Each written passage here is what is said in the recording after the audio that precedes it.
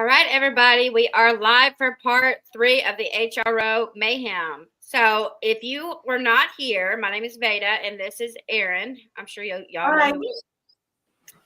Hello, everyone. All right. Hi, Susie. All right, I got Meg's here as a mod. I got Mr. Blackwolf here as a mod. Erin is a mod. And let's see, is Tammy Sue here? Hi, Nana Hawk. Looking for Tammy Sue. I don't see her yet. Okay. So that's who we have so far. So part 1 was this thumbnail. What's the truth regarding the restraining orders? And I recommend watching those two before you watch this one, or you can watch this one and go back to those two. I'll be on camera here in just a few. So far, what we've talked about, what we've decided to do, this is a 3-part series regarding the HROs that were filed between Without a Crystal Ball and I only. I'm going ahead and start off with my quick disclaimers. So, real quick, trigger warning. The following content contains wording that may be sexual or violent in nature. This content also contains wording surrounding crimes against children. Then we have our copyright infringing disclaimer. And then right here, the following content is solely based on the litigation between Katherine Paulson and Beta Jade only. No other content creators, no other citizens, no other BS. All right. So, and you'll see me pop that up probably midstream and so on. So what we've gone through so far, part 1, I went through the paperwork portion, which was the HROs that were filed between, I filed a TRO on Katherine Paulson on November 1st of 2023. She filed one back on me on June 28th of 2024. And I filed one right back on her on August 19th of 2024. And so lately we've been going through the reason for that, the purpose for that, and that led me to the 7M dancers. In my view, this was all due to that group of viral TikTok dancers that are a part of 7M Films, which is a dance company. So today we're going to, I know a couple people messaged me and they wanted to know more about the dancers because they're confused on that part. So we're going to, I'm going to introduce some of the dancers or some of the people that were in the Netflix docuseries. So the Netflix docuseries, Katie was a archival consultant on. And for the past, when did all this start with 7M 2022? Yes. It was in spring of 2022, like March, I think. Okay. So, and so part 1 is basically the paperwork and the allegations. And then we got to part 2 where I introduced this docuseries Dancing for the Devil.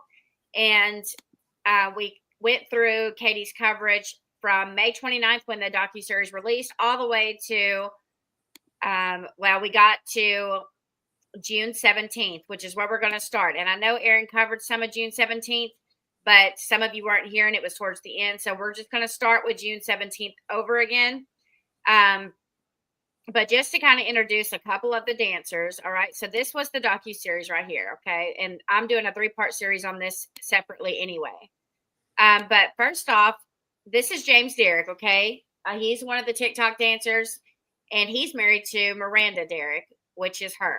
Okay. Miranda Derrick is the sole theme of the whole docuseries. Pretty much the narrative of the docuseries is that she's trapped in this cult that's brainwashed her, and that parents need help helping her escape from the cult. And it also talks about these dancers who are leaving the cult, and there's numerous allegations against the pastor / CEO of the 7M Films, Robert Shin. So this is Melanie Wilking, which is the sister of Miranda. So we have James. Okay, he's married to Miranda. We have Melanie, who is Miranda's sister.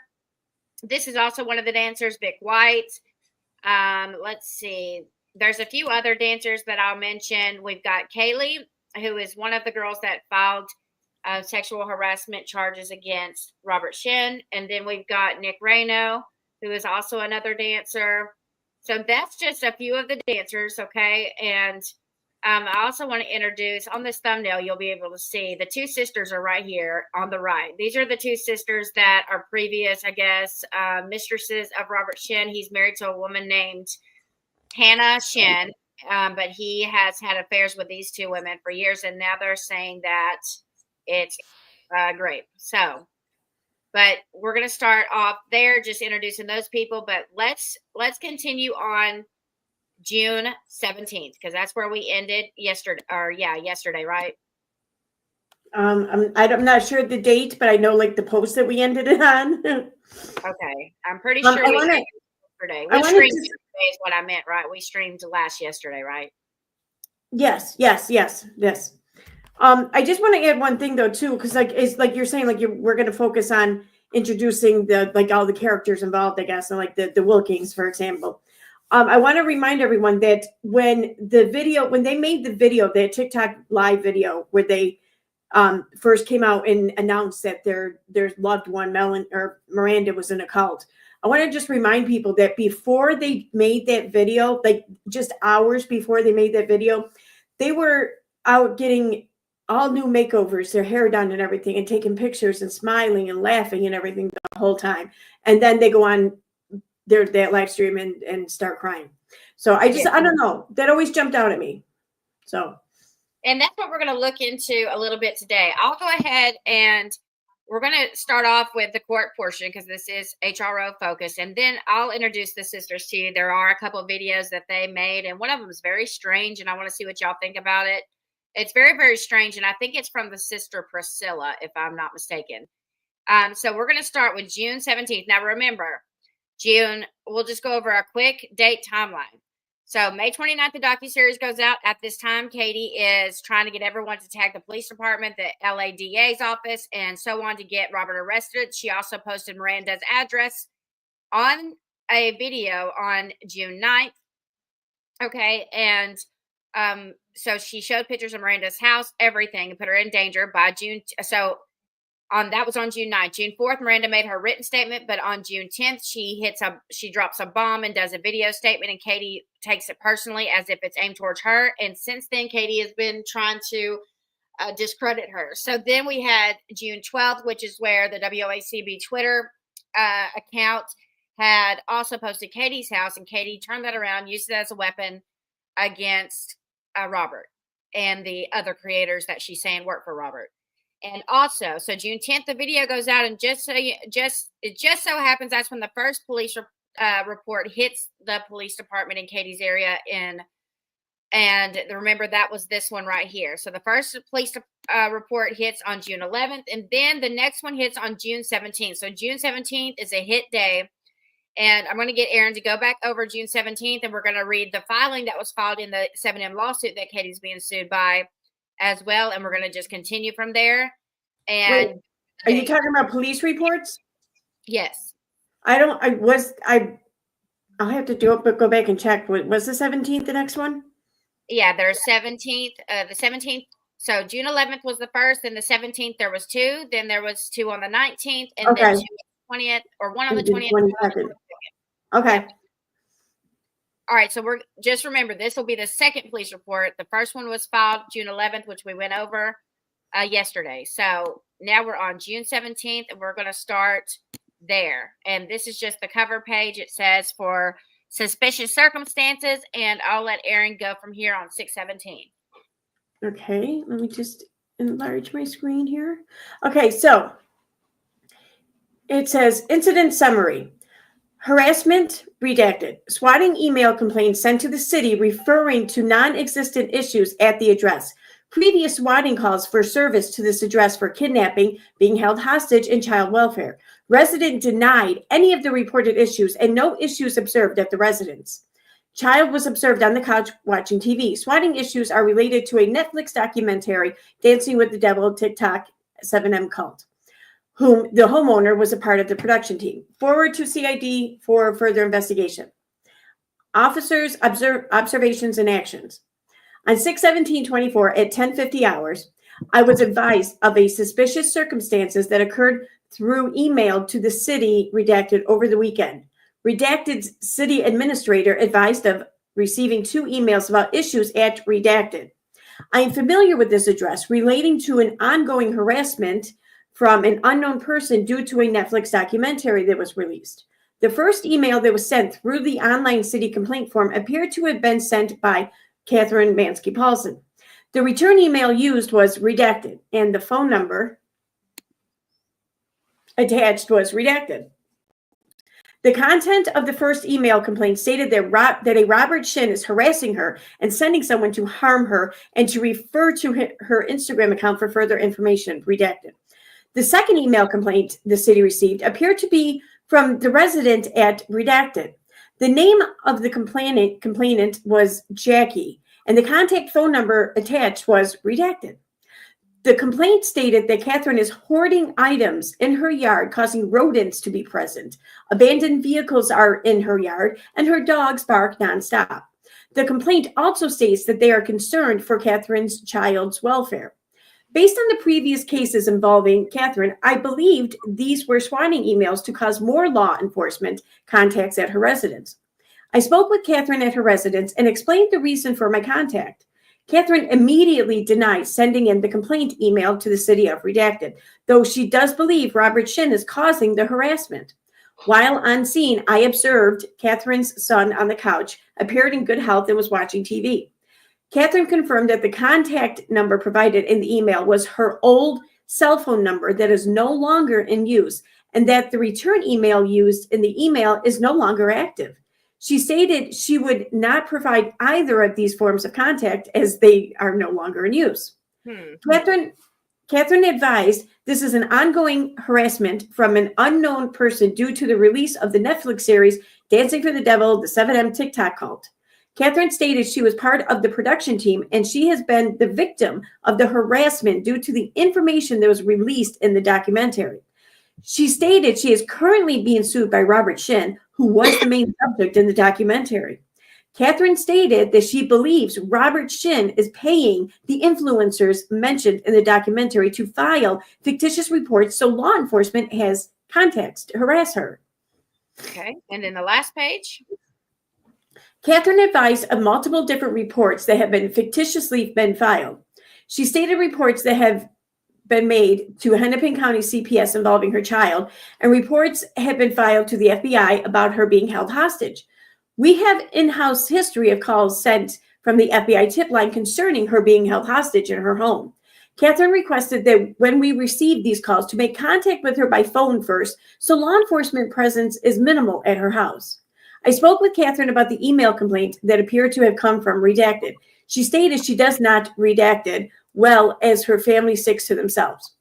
I spoke with the resident redacted who wished to remain confidential. They advised they had no involvement with the filing of an online complaint with the redacted. The CP stated they were not all familiar with the issues at Katherine's place, but wished to remain uninvolved. The email complaints sent to the city were found to be another swatting attempt directed at Katherine. Case to be forwarded to CID for further investigation of an ongoing harassment toward Katherine. And yeah. Okay. So this begins, just so you know, okay, I forgot to state this part. So from May 29th all the way till June 9th, there's no mention of Katie being harassed whatsoever. No way, no form. It's all Miranda. But Miranda drops that bombshell video on the 10th, and I'll go ahead and play that video for those of you that were not here. And in this video, you're going to hear Miranda say that she's under a lot of stress. A lot of things are happening to her. This was on June 10th. And this is where Katie from June 10th on starts this narrative that she's being harassed. She's being threatened. She's being stalked. And behind the scenes, she's dropping these police reports, having these police reports filed. She's having all this stuff to build up a paper trail in order to pretty much set them up with harassing and threatening her. So you're wondering what this has to do with me. Don't worry. The police reports about me are coming soon. So I'll go ahead and play Miranda's response for those of you that were not here. And I think Katie has some commentary over this, but I'm not sure. Hey guys, I know I don't normally make this kind of content. By the way, this was on June 10th. June 10th. This is when Katie, remember June 10th, this drops. Miranda says she's being harassed. June 11th, first police report hits Katie's police department. This all is important. So here we go. Hey guys, I know I don't normally make this kind of content, but I just wanted to be transparent and a little vulnerable with you. But before this documentary, my husband and I, we felt safe. Now that this documentary is out, we feel like our lives have been put in danger. We have both been followed in our cars. We have received hate mail, death threats. People have been sending us messages to commit suicide. We've been stalked. Someone said that if I see you on the street, I'm going to come and gut you, so you better get security. Someone also said that if I see you walking on the sidewalk, I'm going to come and shove you in the trunk of my car. So these are just some of the messages that I've been receiving behind the scenes. And I don't understand how my parents and my sister thought that this documentary would help me or would help our relationship in any way. I don't understand that. And I have been getting together with my family for the past couple years privately to work on our relationship, to make things right, to mend what has been broken. And I've been loving it. I've been loving getting together, laughing, just enjoying each other's company. And this documentary has made it very difficult to continue doing that. And honestly, I think that my parents and my sister have focused so much on this documentary that they've forgotten about working on any relationship with me. And that hurts. That hurts me to say. And I'm gonna be perfectly honest, it has been hard to post and do my content like nothing ever happened, because that's just not the case. So if things are a little slower and I'm not posting as much, just bear with me. I'm getting through this. I see the light at the end of the tunnel, and I'm going to get back to posting and dancing and doing what I just absolutely love. It just brings me so much joy. So I do want to get back to that. And I want to thank everyone who has been very supportive for the kind messages, DMs, emails. They don't go unnoticed. So thank you guys very much. And thank you for taking the time to listen. Love you guys. Bye. Okay, so you see right there that nowhere in her statement mentions Katie. She does mention being harassed, stalked, and threatened, but she doesn't say it's by Katie. But Katie knows that the day before she posted Miranda's address and photos of her house. She also knows that she's been blowing up the police department to arrest Robert. And she says that she's a victim's advocate, but harming Robert harms the dancers and it harms their work. She's already cost Miranda almost, in the future, Miranda said her costs were over $10 million. So Katie gets really busy. So that was on the 10th. And from the 10th to the 17th, Katie's really, really, really busy dropping this narrative. So you see the police reports behind the scenes. So the police reports, just remember, are behind the scenes as she's publicly doing all of this stuff. All right. So we got 2 lives that she did on the 17th. Now, this is the catalyst that I think drops. Let me show that longer. Sorry, my bad. So she drops these 2 lives on the 17th. One's on the 17th and one's on the 13th, but I have clips from both. But the 17th is the biggest one that you want to pay attention to, where she's in that striped sweater. But let me get to these statements super fast, because this post right here on the 17th was the break-in bombshell where she drops it hot. Okay, so that's the one that we're going to be looking at. Let me find out which brand I put it in. Just one moment.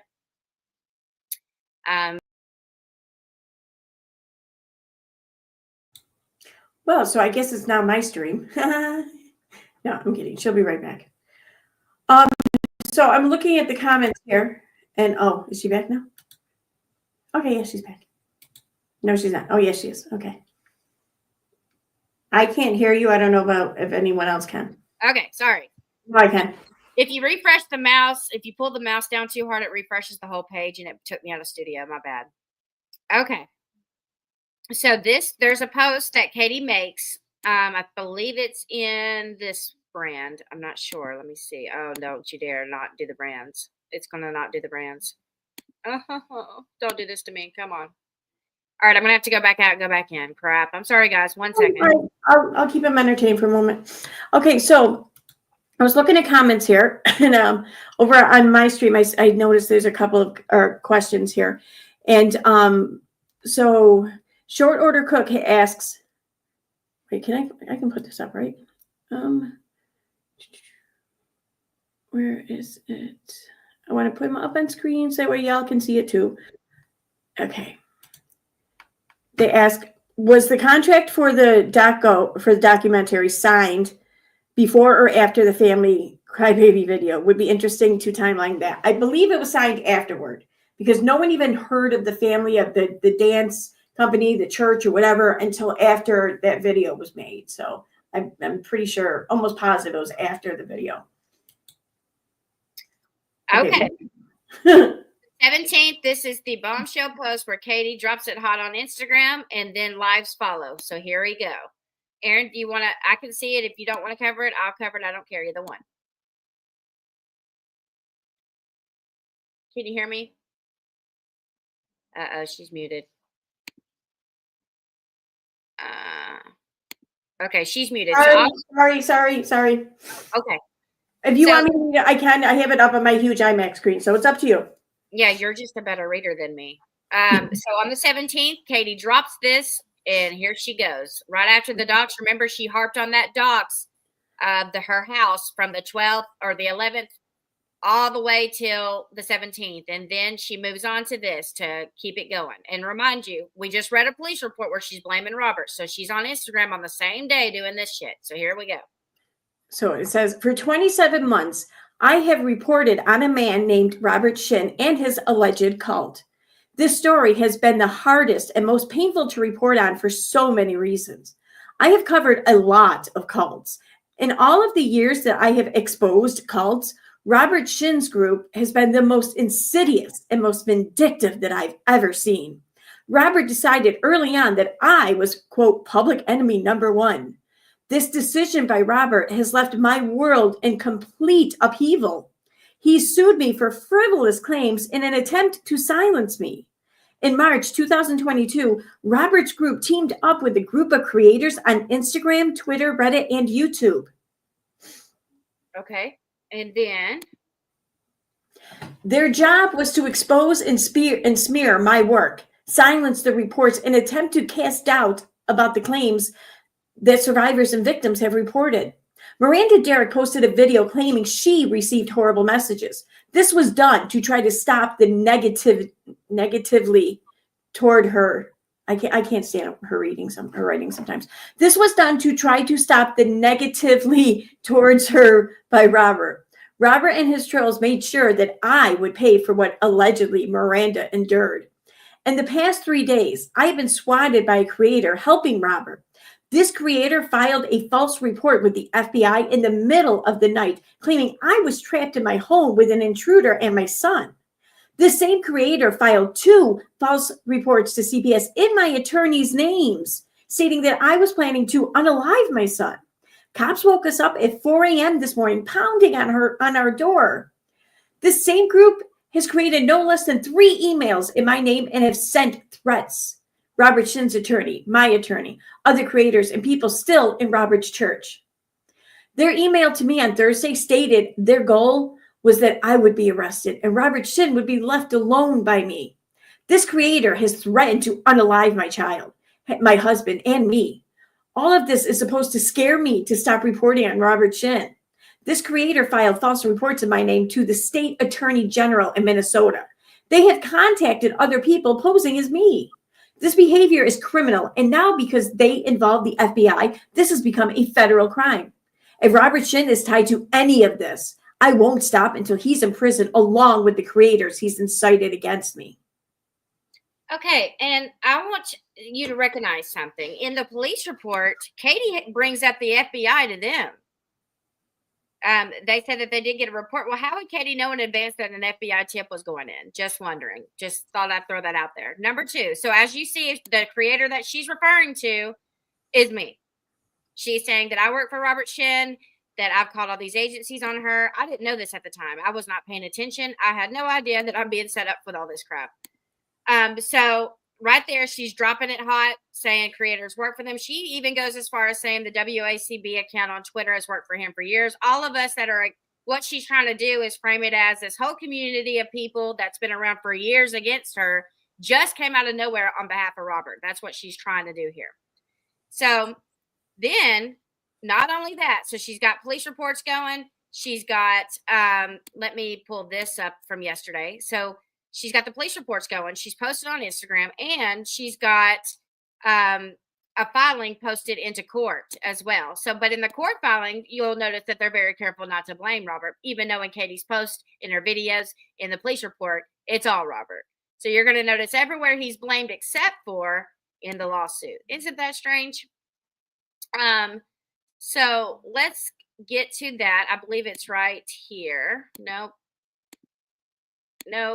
One moment. I have stuff everywhere, guys. And by the way, I'm sorry this was at 10 o'clock.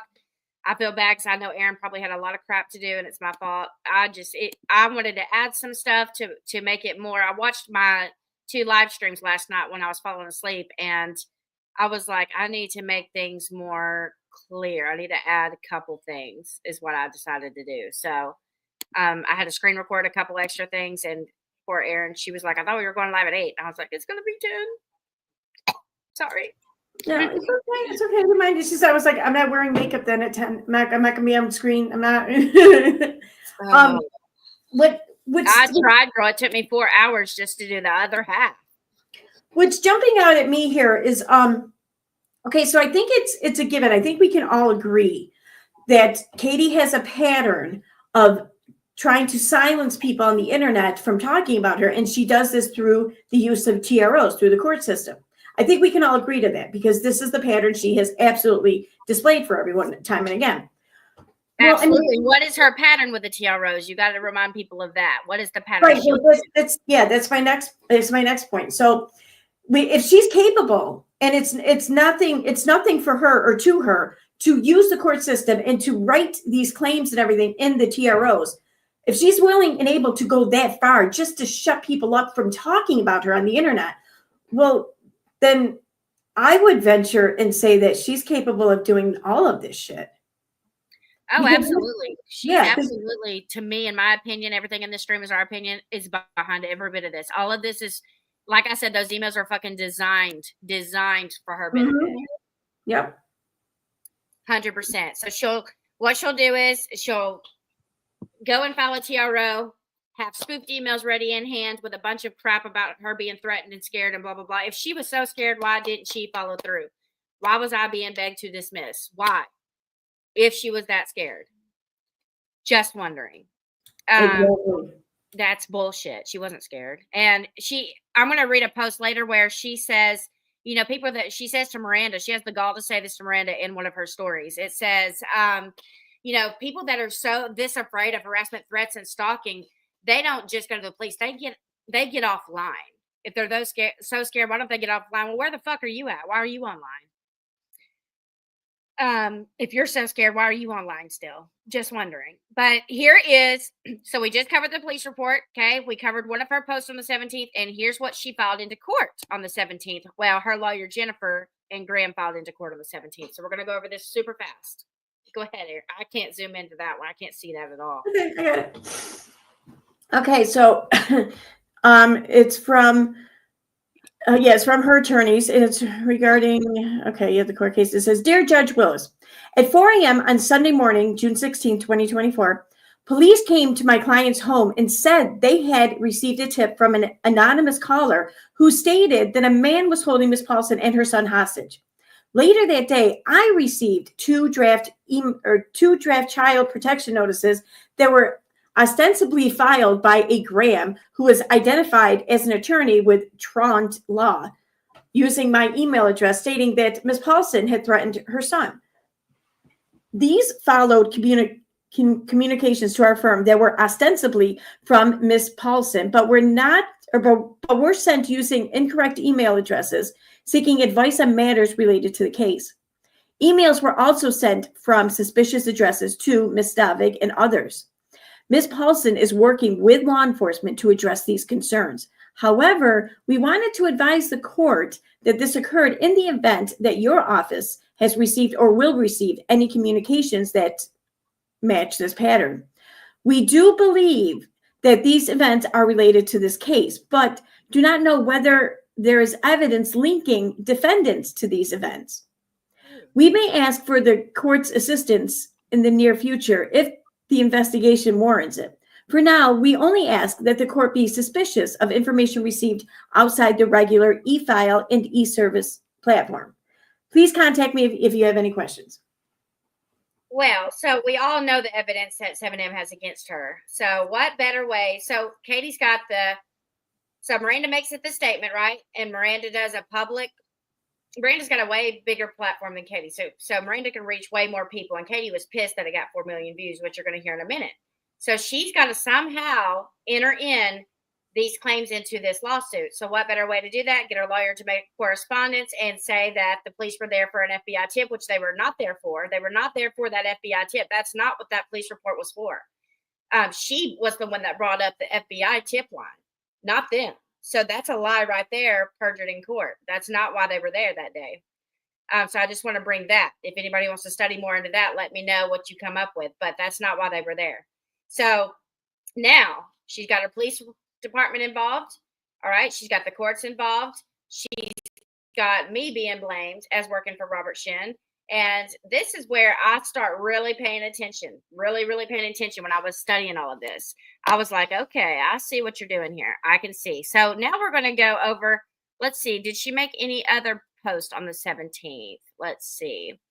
I'm sure she did, but we're going to go over the clips first from the 17th, okay? Which I will play this clip from yesterday, which was from June 13th, just to kind of, she drops it kind of right here, but let's see what she said right here real quick. Even if Robert has neighbors coming by to take photographs in my house, and even if you're one of my neighbors taking photographs in my house, you're not going to intimidate me and silence me by doing that. You actually just look like you're guilty. People that want to intimidate and silence people do things like threatening them and making them feel scared in their own homes. And I refuse to feel scared in my own home. I refuse to feel scared in my own space, in my own town. I will not allow Robert Shin to try to make me feel scared. So she's trying very hard right there to seem like she's afraid and blah, blah, blah. She's full of shit. But as you see, she's harping on the docs thing. But now we get to the 17th. We're staying on the 17th. June 17th is going to be a minute because there's a lot of crap that goes down on the 17th. All right, let's see what this one was right here. From May 29th to June 9th, Katie asked her audience to... I apologize. So June 17th. In this specific situation, this isn't about online chatter. It's not about online trolling. It's not even about content creators making videos about me or saying disparaging things about me. It's about a specific group of people that have been defending Robert Shin and helping him for like 2 years that are now highly aggravated and instigated and think, for whatever reason, their delusional belief right now is that if I stop talking about the series, somehow Netflix will take the series down. And I just want to be abundantly clear about something. Filing reports against me, trying to silence me, threatening to hurt me, threatening to hurt my son, threatening to kill me or put my child in online content for disgusting reasons doesn't change the message or the series. It doesn't change anything. You can't, going after me doesn't change Netflix. It won't change anything. Sending me emails and threatening me in emails and threatening my son in emails, calling police, swatting me, none of that will stop the series from being on Netflix. All right, so right now she's worried because the WACB account, various people she believes are reaching out to Robert, and her worst fear is Netflix finding out that the 2-year smear campaign that her and those women went on was a lie and that they fucked up. So let's continue. So you heard all about the doxing and about the house, but now it's straight on Robert, hiring all of these creators to work for him. All of this community apparently works for Robert, and here we go.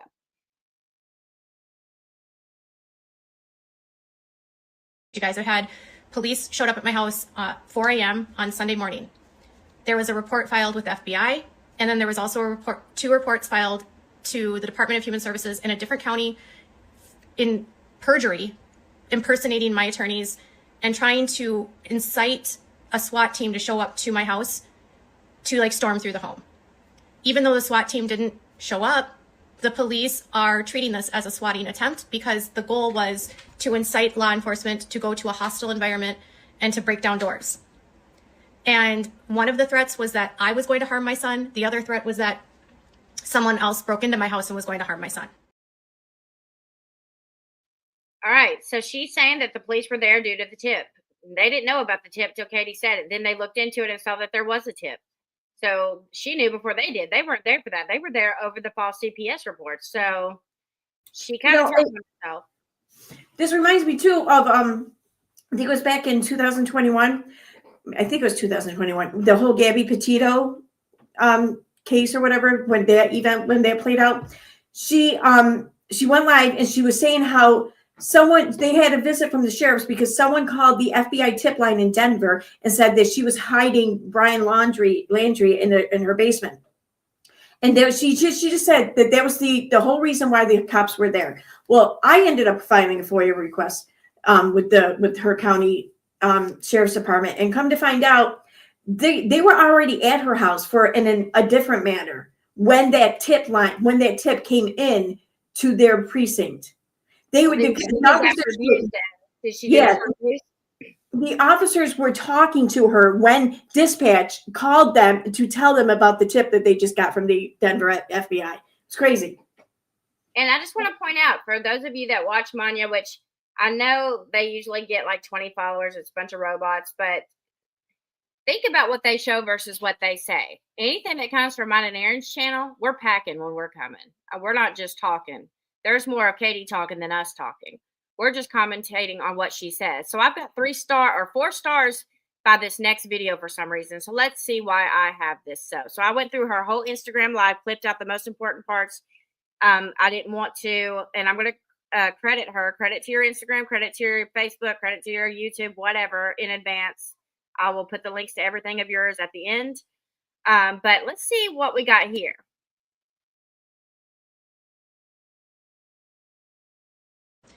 When the harming my son didn't get them the desired result, that's when they turned to Katie's hostage in her house, and that's when law enforcement responded. I've had cops here now 3 times in 2 days, and it's all related to this series and people claiming that Robert Shin, I'm getting emails saying, oh, Robert's telling me to do this. I don't even know if this is Robert behind this. I'm sure in some capacity he's incited people to do this, but this was, in my opinion, a direct retaliation for what he had Miranda post. Miranda posted last week that she was in danger. Since then, I have actually had police at my house. To the best of my knowledge, police have never showed up at Miranda's house. There's been no police involvement with the stuff going on with Miranda.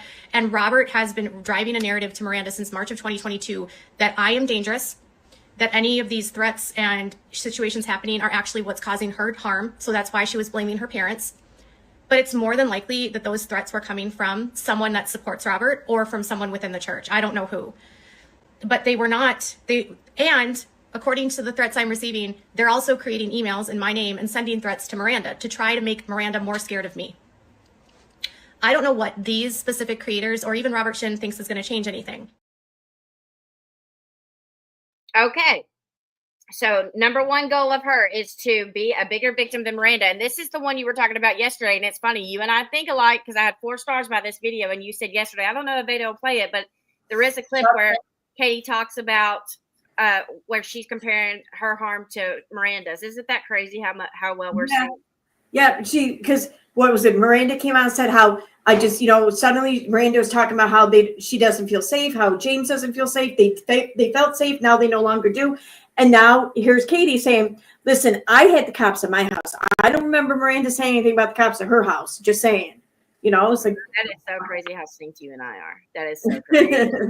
We are synced. I'm telling you, girl. All right. So that was that big hit. So now she's trying to outdo any kind of evidence that she knows that what she did to Miranda and Robert when this got released could hurt her in her lawsuit.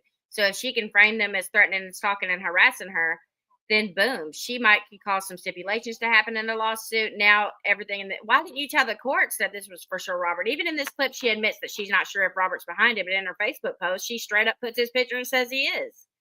So which one is it? Yeah, and I also got to point out too that your TRO reads a hell of a lot different than what she's saying here in her streams.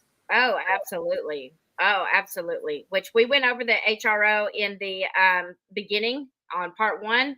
But once we go through this, it'll all make sense once we go back over it. I told you those emails are designed to her benefit. And right here, she even admits, she says that what led them to my house was the FBI tip. Nope, they didn't have any clue. What led them to your house was the CPS calls. And what better way to get her lawyers involved than to have CPS reports drafted, sent back to her lawyers through their emails? What better way to do it than that? So this will all lead to me ending up, once I figure all this out and I start hitting these bombshells, I reach out to Amber myself, which we'll get to. Here we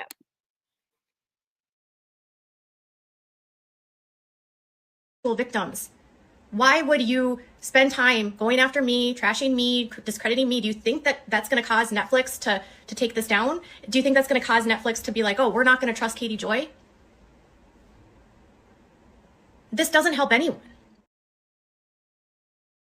Look how fake she is. And she is terrified that Netflix is going to catch wind of the crap she's been doing.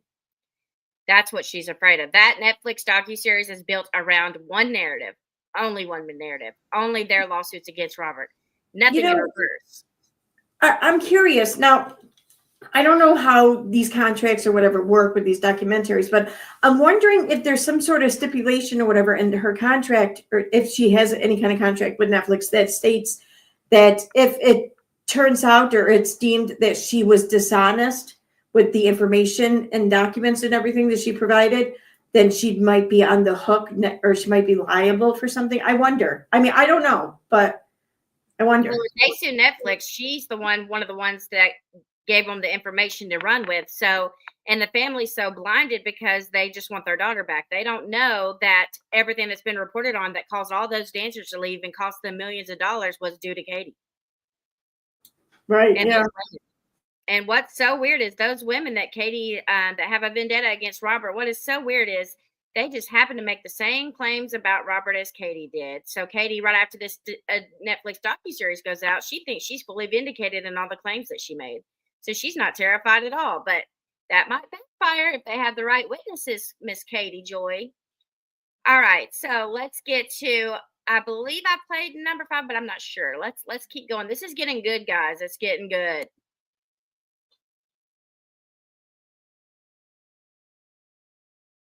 You will see a screenshot at the beginning of each clip. That's to let you know which live this came from, just for reference.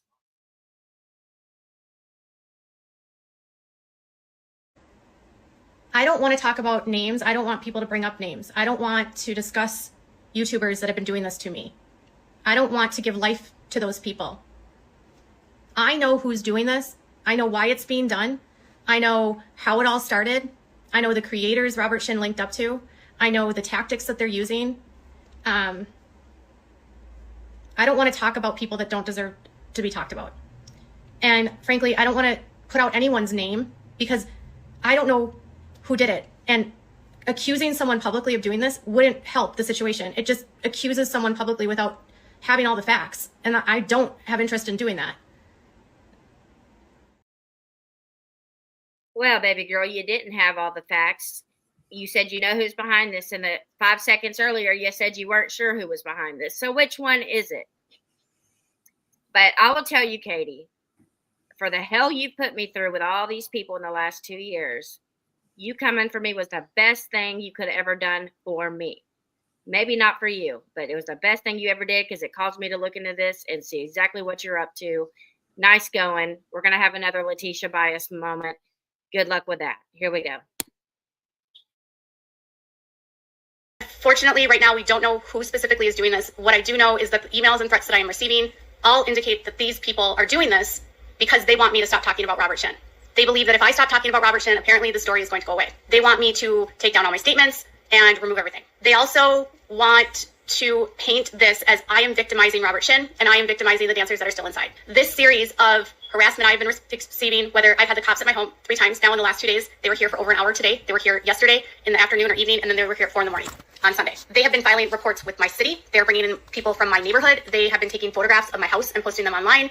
They're doing whatever they can to try to intimidate and scare me to stop talking. In 2022, Robert teamed up with a group of creators on Instagram and on YouTube who were bound and determined to take me down. These same creators are now continuing to help him. And if you check YouTube on the algorithm and you want to watch some hate videos about me, most of those creators have either had direct contact with Robert Shin or through his fake accounts or through his Instagram pages that he once created about me. These creators have been incited and brainwashed to believe that I'm evil and that I'm dangerous and that I have victims. Robert's biggest thing that he likes to say about me is that I have victims. I have proof upon proof upon proof of so many receipts of things that Robert Shin, through either him or through his mentors or people at his church, have written about me and shared about me on social media. At one point in time, he had 2 separate Instagram pages dedicated to the smear campaign to expose me. Since 2022, he is trying to convince people that I'm a danger to society, that I'm a danger to Miranda, and that my reporting is going to put him and his dancers and himself in danger, and they're going to end up dead because of me. Okay, so that was also started. You want to know why? Because now when people look up a hate video, she's got an excuse. These are all people that work for Robert Shin that have been brainwashed and paid by Robert Shin to come after her. If you see any hate videos from 2019, they're from Robert. If you see any videos that are negatively aimed towards me in any way, it was Robert putting them up to doing it. So right here, unintentionally, Balls actually gave her a window out right there. But I don't get, okay, so she says there in the beginning of this clip that you just played, she says how this is all being done is a method to try to intimidate her, to try to get her to take her post and everything down, to get her to stop talking. She was not featured in the documentary anywhere. Yes, it was other people. And in fact, the things that she pulled her information from were given to her by those in the documentary. So she has her involvement with the documentary has really no effect on the story or who's telling the story. So she's because all of these criminal accusations were her and her reporting. Yeah.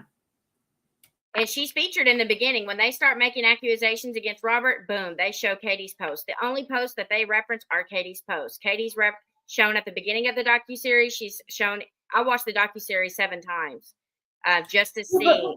She's not providing any information that would help this case along. All the information that she provides is information that was given to her, provided to her by the other people who were actually in the documentary. So right, the women, yeah. So what is this? What is it? So even for argument's sake, let's say that she's whatever, they were effective and they shut her up.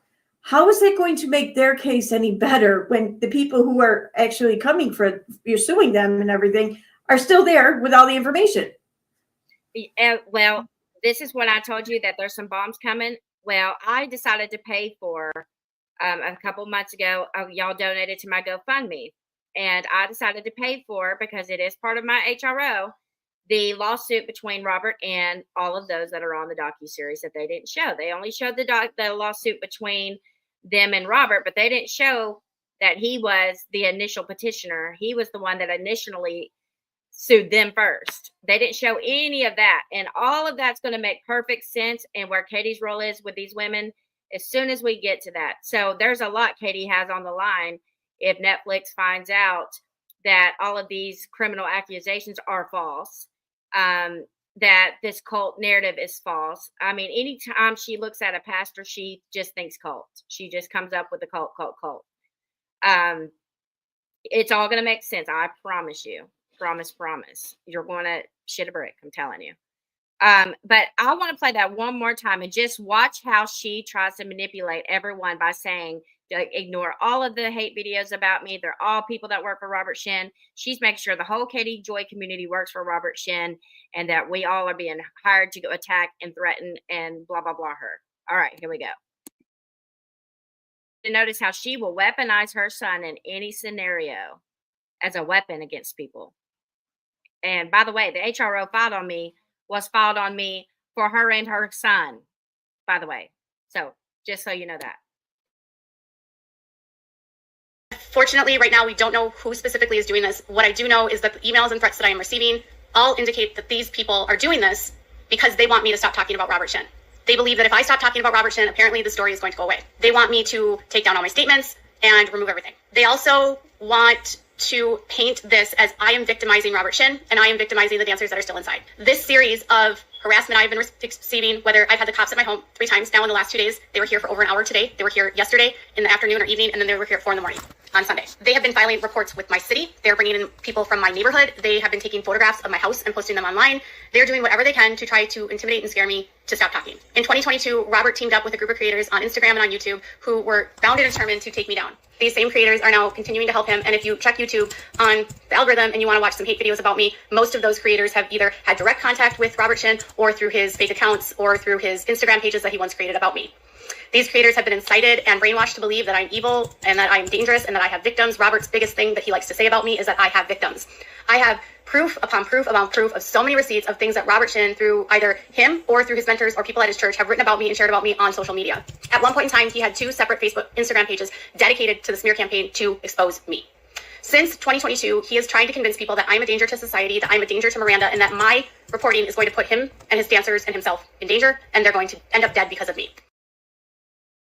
Okay, so her main concern is what the hate channels are saying. Her main concern is trying to cover her ass for all of the detractors that she has that Netflix could be, find out about and that sort of thing. But I also want you to notice where she said the cops were at her house 3 times in 3 days. That's a lie. They were not there 3 times in 3 days. That's a lie. They were there one time. And one time they just called. They didn't even bother coming by. She was not swatted. There was no SWAT attempt. It didn't happen. They have a flag on her account at the police department that already marks her, and they know that she's a creator, and they know all of this is going. And she's absolutely using the police department, the FBI, and all of that to her advantage to straight up set this man up. So here we go. And by the way, we swap from Instagram. She's in the same sweater. So she's busy this day. She's live on her Instagram, and then she made that pre-recorded video we just watched, and this is some more of that video, but I just want you to see how big she is. Here we go.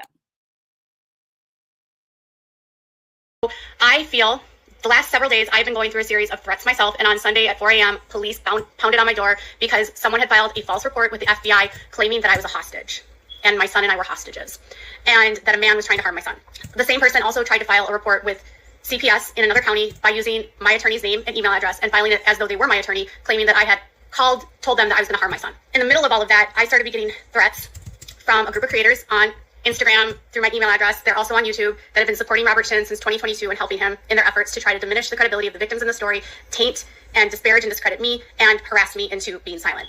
The threats which I received were horrific. Obviously, I'm not going to go into detail because the police are involved in my county and I have spoken to the FBI. These are not limited to me. They are threats against my son, my family, myself. But the main source of the threat is that these people are telling me that unless I stop talking about Robert Shin and remove my defamatory content about Robert Shin off of my platforms, they will come and hurt me or potentially kill me or my son. The police, although the SWAT team did not come, are treating this as an attempted SWAT because of the way that these people filed the reports. They were hoping that cops would go bust down my door and that it would lead to some sort of altercation, violence between me and the police.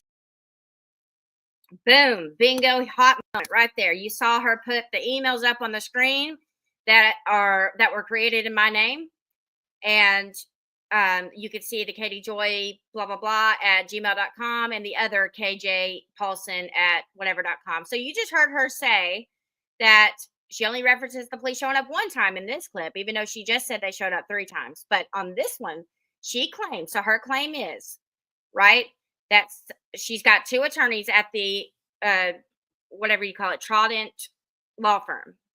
And so remember, I told y'all yesterday that she has 2 attorneys, Jennifer and Graham, that are on one side working her 7M case. And then she's got the one attorney over here on the other side of the office working on this HRO case.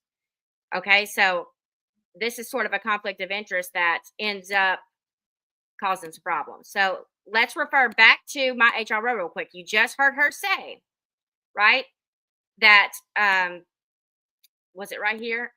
Where is the end of the HRO? That's the page I need. I think it is this last page. Here we are. Okay. Now, she says right here, starting on June 14th through the present, right? So I want y'all to be aware of one thing. Whoever, I know who makes these emails. I know who does it for her. Everybody says that I'm wrong, but I know who it is. I know who's helping her.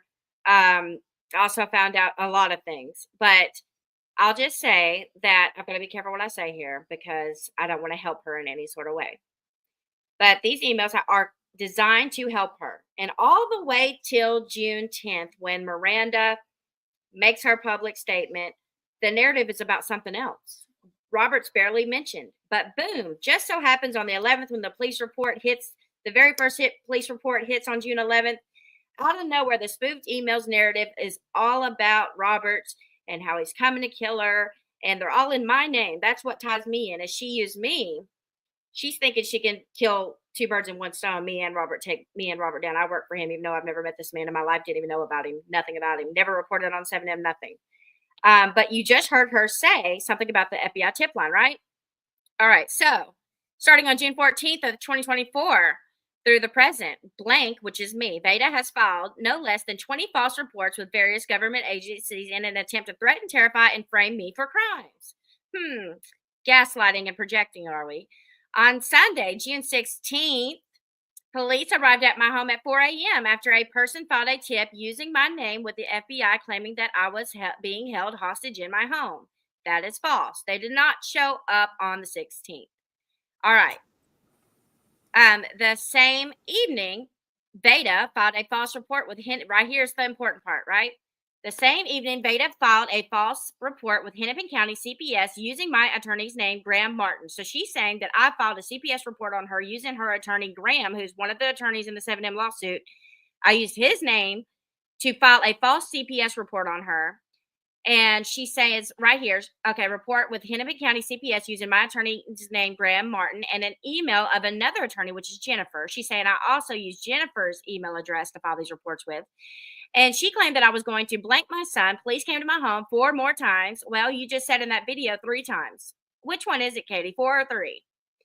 In the next 3 days. So right here, you heard her say 4 more times in the next 3 days. So right here, she's claiming on June 16th, they showed up, and she's showing up, saying they showed up 4 more times after June 16th. So altogether, she's saying 5 times. But you just heard in that video, she said 3 times, not 5. Then right before that, she said, or right after that, she says 1 time. So she's trying to make it seem as extreme as it's not. It's not that. It's not. You're not that important, honey bun. I just want to add too that when she makes these, or when these reports are made, she's sure that her son is used or referenced in some sort of way. And I think maybe she does that because she thinks having a minor involved in the report might make the documents sealed. Correct. And they weren't. And that's what caused me a lot of trouble, is she was fucking pissed when she found out they're not sealed. All right. She has filed reports to the FBI, CPS, the City of Hanover, the Attorney General of Minnesota, Wright County Sheriff's Department, and other agencies in an attempt to weaponize law enforcement against me. Wright County Sheriff's Office and the FBI are now investigating Beta for the swatting false reports and weaponizing law enforcement against me. On June 26th, I met with 2 FBI task force officers and Wright County Detective Blank at the FBI Blank headquarters. They encouraged me to file harassment orders against Blank. Wright County is currently investigating Blank. That's false. They did not encourage her to file shit. They never said that I was, Katie, I'm probably closer to the detective in your own area than you are at this point, because the very first thing I did was send him the link to my channel, and that's all she wrote, honey. I knew I had a premonition before I even started my channel that you would come for me one day. I know you're watching this. I knew you'd come for me one day. And you better believe I was ready for it. I knew right away you would use spoofed emails because that trick was already played last year. And as you saw, that didn't work out too well. So you're going to have to get a new routine besides fucking art and emails. Let's see. So as you see, she's planting all of that on me. Publicly, she's saying Robert and that creators that work for Robert, but behind the scenes, she's planting me with all of these crimes. So, and I think when it comes to her son, when you file an HRO, so a TRO is a temporary emergency order. But if you involve a minor, I think she also was worried about the judge approving it. She believes the judge would automatically hurry and approve her HRO and make it active if she involved her son, which did work. But what she didn't expect is she didn't know that I would be able to file an HRO back on her. That's where her plan went fucking to the ground. Then she literally went to the bathroom, threw up, and probably took 3 dumps. I think you're absolutely right on that too. That's absolutely what happened. That's absolutely what happened, without a doubt. All right, so then we get to so, and by the way, I didn't know any of this. I had to spend 80 plus hours fucking digging through this shit. So we're still on the 17th, guys. Let me make sure there's some more posts on the 17th that we got to look at. She's pissed at this point at Miranda. That's who she's mad at this point. Let's see. Wait, is this the 17th? Hold on one moment. Nope, that's an evidence stream. Okay. Okay, that's the lawsuit between Robert and the women. 1 minute, guys. I got 50 brands here. I'm sorry. There's so much to this, like it's unfucking real. All right, so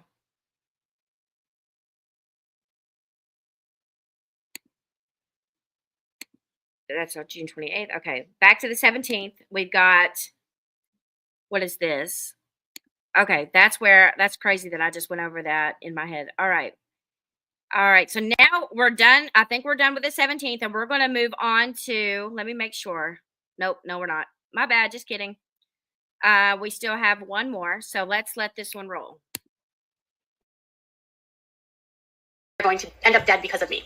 So when Miranda posted a video last week claiming that she was getting death threats, the truth is that it's more than likely these threats were actually coming from people that support Robert Shin. And when that video went live, his biggest motive and his biggest tactic throughout the last 2 years that I've covered him, and I feel like I've learned the way he moves so well, he's predictable, but he often deflects to my life is in danger, Miranda's life is in danger, her parents are causing this, Katie Joy is causing this, somebody else is causing it. It's always somebody else's fault. He's made these threats in the past. Miranda has accused her parents numerous times and me of putting her life in jeopardy. When she put that video up and it was seen more than 4 million times and posted all over the internet and picked up by the wider media, quickly retaliation started on me. And since that video was posted by Miranda, I have been attacked relentlessly through reports, false reports to the police, false reports to the city, false reports to CPS, 3 separate police officers at my house in the last 24 hours or 2 days, and reports to CPS in a different county. They have filed reports in my name to the Attorney General. They have filed reports that are false to the FBI. They are emailing people claiming to be me from an email address that is not mine and sending threats to attorneys, to Robert's attorneys, to dancers, to other creators. They are trying whatever they can to make me look like I'm threatening everyone. And they are using Gmail accounts that are not tied to me in any capacity. They have impersonated me through Google accounts. One now has been deleted. And they have been trying to add my tips email, which is my Without a Crystal Ball tips email. It's not a personal account. They've been using that as the recovery email for them. Well, I got an email today that they deleted that email account because they set up my email address as the recovery email, which is insane. Anyways, through all of these different threats, I've now had to have the FBI involved, and I have law enforcement in my county as well. I don't know what's going to happen. I don't know who's responsible, but I know that these people are doing this for Robert Shin. Whether he directly incited them or not, whether he told them to do this, really to me doesn't matter. They're doing this because I want to impress him. They want to defend him. They want to attack me. They want to make me a part of the story, and they want to deflect. And I'm just here to tell you that if you're one of these creators doing this to me, if you're involved in this kind of activity, you will be prosecuted. So up on the screen on the left, you'll notice that she lists 2 email addresses, and she literally told on herself by showing that recovery email right there. That right there gave me the ammo I needed right there. Wait, no, never mind. I'm going to go back and pull it up in the stream. Wait, go ahead. I'm sorry. You're fine. So I also wanted to show this where remember yesterday I was talking about how she's trying her best to make Miranda seem brainwashed. Here's another one where on June 11th where she was trying to make her seem brainwashed. And then we're just going to do a quick reflection, go over the 80 comments, and then we'll be good. All right, let's go. And then we're going to jump into my HRO, what happened and proceeded from there, the hearings, and then we're going to jump into 7M people and some clips from them and who they are, and it'll all add up and it'll all circle back around. And then I've got sort of like a message to Katie that I need to let her know about. But here we go.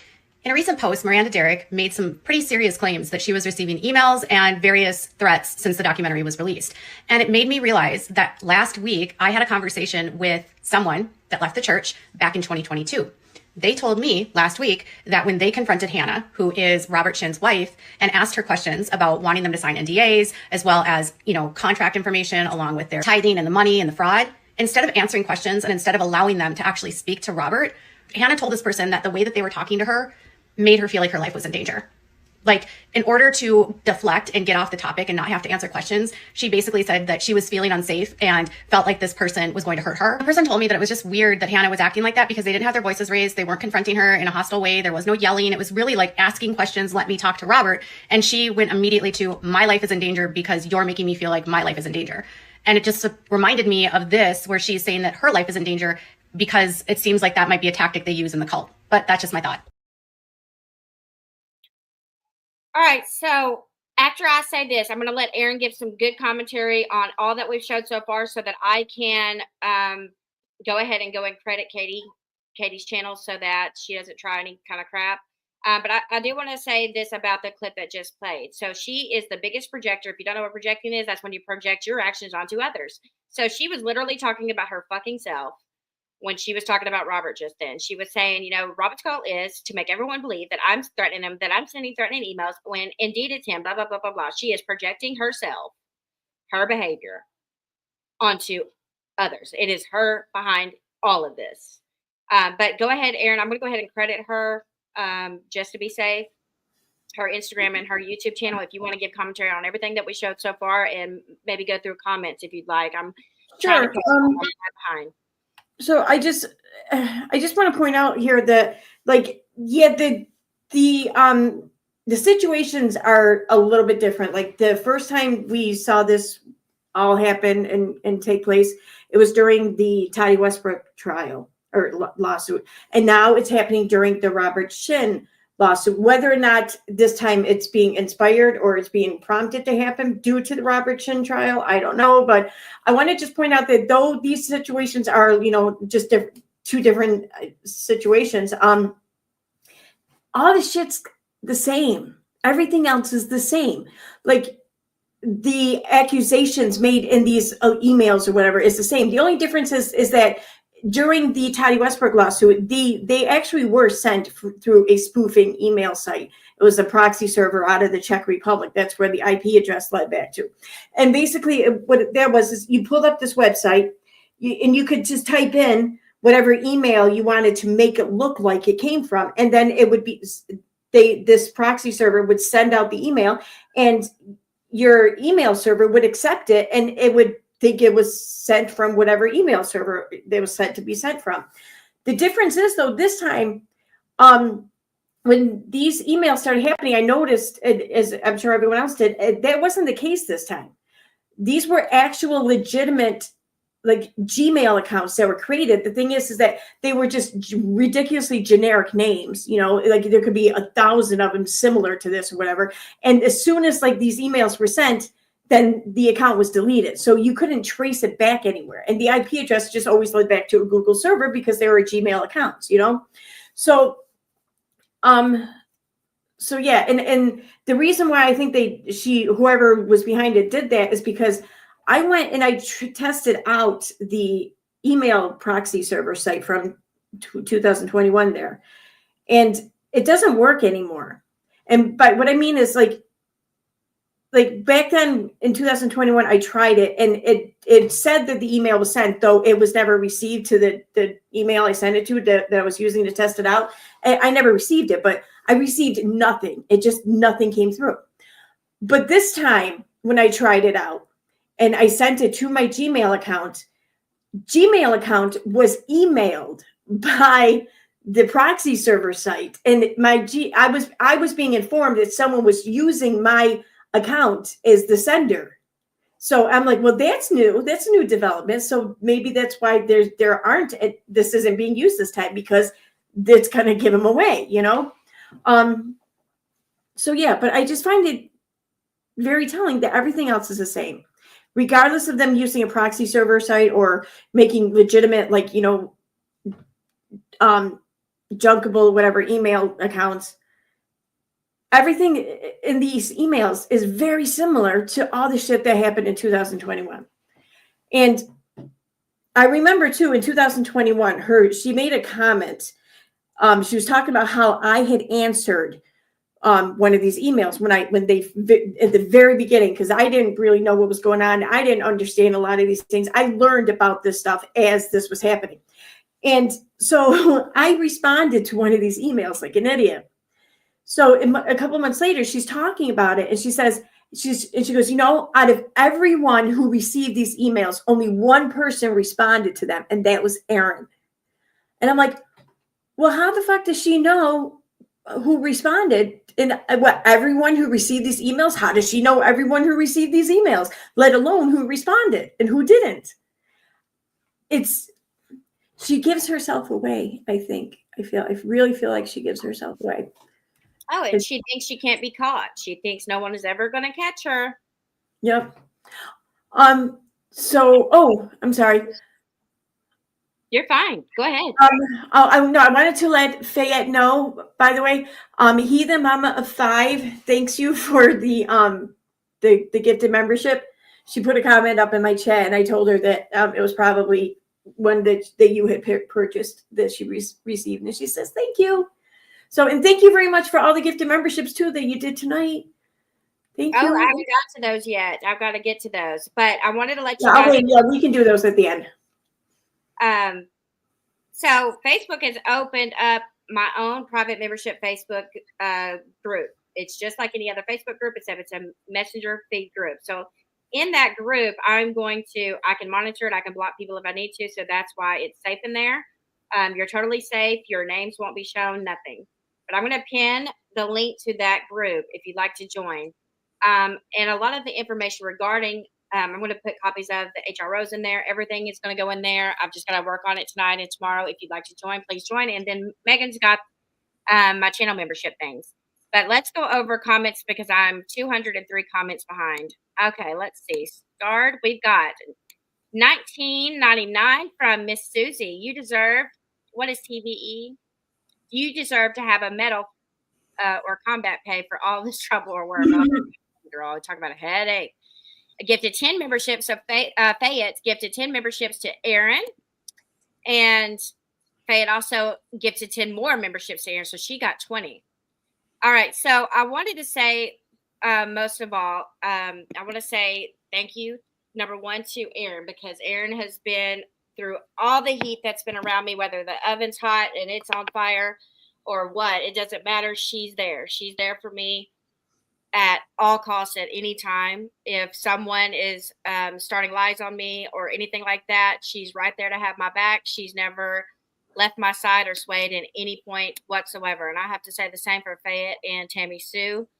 And I gotta say the same for you, Vada. I mean, anytime the shit's gone down, you've been the first person on the front line ready to take heat and throw it right back. So thank you. You're my girl, always, always, always. And I really want to thank them because she's the only one, as far as creators in this community, apart from Megan, because Megan and Wolf are now creators. Megan Wolf and Megan Wolf, as far as creators go, Megan Wolf and Aaron are the only three that have stood by me. They know all of this shit was false. They know everything from last year is false. I'm going to tell you, I am not guilty of harassing, threatening, stalking, not one person. Ever, never have been. And if anyone says that I am, ask for the evidence, because I bet you there's not a scintilla of evidence whatsoever. Nothing. Nada. That's why Chesh and Manya's channel, that's why they don't have any viewers, because they can run their mouth all day. They have nothing to back up their words. Nothing. They make all these accusations. I hear the word contempt every fucking day. I'm still here. You don't see me in jail, honey. Or they have to hide behind like all these, philosophical fallacies and everything, because they don't have any substance. They don't have anything worth arguing on the merits of anything. They have nothing. So they have to hide behind all the technicalities of it. What is her channel even about? I don't even know. I've been trying to figure that out. What is it? What is it for? I think it's so she can draw goblins and such. I don't know. Now, y'all be super nice to Fayette and Tammy Sue, because I'll tell you what, if it was not for them, I would not have been able to financially or physically or mentally be able to do all the things that I was able to do in the last 2 years. A lot of you have been waiting 2 years for this information to come out. And it's been a long, long, long ride. But we're going to jump back, because now we're going to leave the 17th, all right? And then we're going to jump to the 19th. I want to say the 19th. We're almost to the 28th, guys. We were only going to cover May 29th to June 28th, because those are the dates that matter. That timeline is what matters. That's what's caused all this. I thought at first she might have been filing this, because here's the thing. When she filed this on June 28th, I hadn't covered her. I had all Gypsy Rose, Gypsy. I purposely, y'all have not seen any content from this channel. There's barely been any content on Katie Joy. That Facebook group's been down forever, since November of last year. So why out of nowhere on June 28th of this year would she come for me when I'm not even actively active on YouTube? So that's what stunned me. And I thought maybe it was revenge due to her trying to take me down legally a different way. And that kind of like backfired, I think. And I thought maybe I'll just handle this myself and come after her. But that's not why. To me, Robert Shin is the sole reason why. And that led me to, let's get through these dates, and then we're going to get back to the HRO and everything to do with it, because there's still so much crap y'all have no clue about. None. Which I don't have the posts from these creators, but you'll know which post I'm talking about when I talk about the trouble I kept getting in due to I don't think these creators had any clue that they were causing me harm, but it caused me a lot of harm. I'll just say that. All right.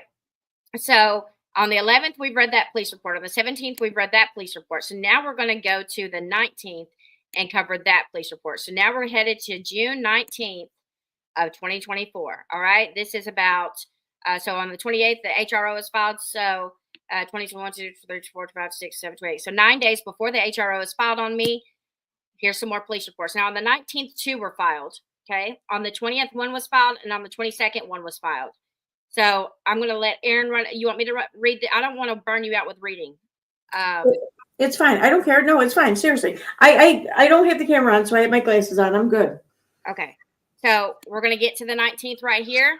And on the 19th, this is another suspicious something, but here it goes. Here it goes. Okay, so it says on 6/19/24 at 19:53 hours, which is 7:53. No, yeah, 7:53. I can't believe I still remember that. Okay. Deputy Weeks was assigned to check welfare agency assist at Redacted. Crime Stoppers of Minnesota reported they received an email from someone claiming to be Katie Paulson, who reported a domestic assault type incident to them. The report claimed Katie was freaking out and her husband Todd was going to K her. The Crime Stoppers representative stated the reporting party stated she was being targeted. Her husband shot her. She was dying. She was shot. The representative stated they received a similar report on 6/16/2024 from the same person. They stated that call claimed a hostage situation was unfolding. I contacted Katherine about the report, and she stated the following. She stated she was fine and did not need any assistance from law enforcement. She stated he was being harassed by spoofers, and all reports that were made was not her. She stated the issue had been reported already, and she was still waiting to be contacted by an investigator. That's right. She stated she was a journalist and was involved in a Netflix documentary that caused people on social media to respond negatively. She stated she did not want to be contacted again in the future by any deputies via phone or at her residence unless it was an investigator looking into the spoofing/harassment complaint. She stated she was tired of explaining the issue to everyone. She stated if she truly needed emergency assistance, she would contact 911 herself. I contacted Crime Stopper and updated them on my findings. End. Okay. That was part 1. So the summary basically of that one is what? What is a quick summary of what this one was about? That some obscure online site or whatever, I guess, received some email claiming to be Katie and claiming that all these things were going on in her house. And Okay. that, yeah. All right. I find it very interesting too, where it says the representative stated they received a similar report in 6/16/2024, but yet this is the only time we hear that mentioned. Like there's no report with the sheriff's department regarding that, and it sounds like Crime Stoppers didn't even bother to inform the sheriff's department of this back on the 16th. It's weird. Well, the reason I asked you to do a summary is because there's a second one that's also done on the 19th. Okay, and this one is a check welfare. So here's this one. Here we go.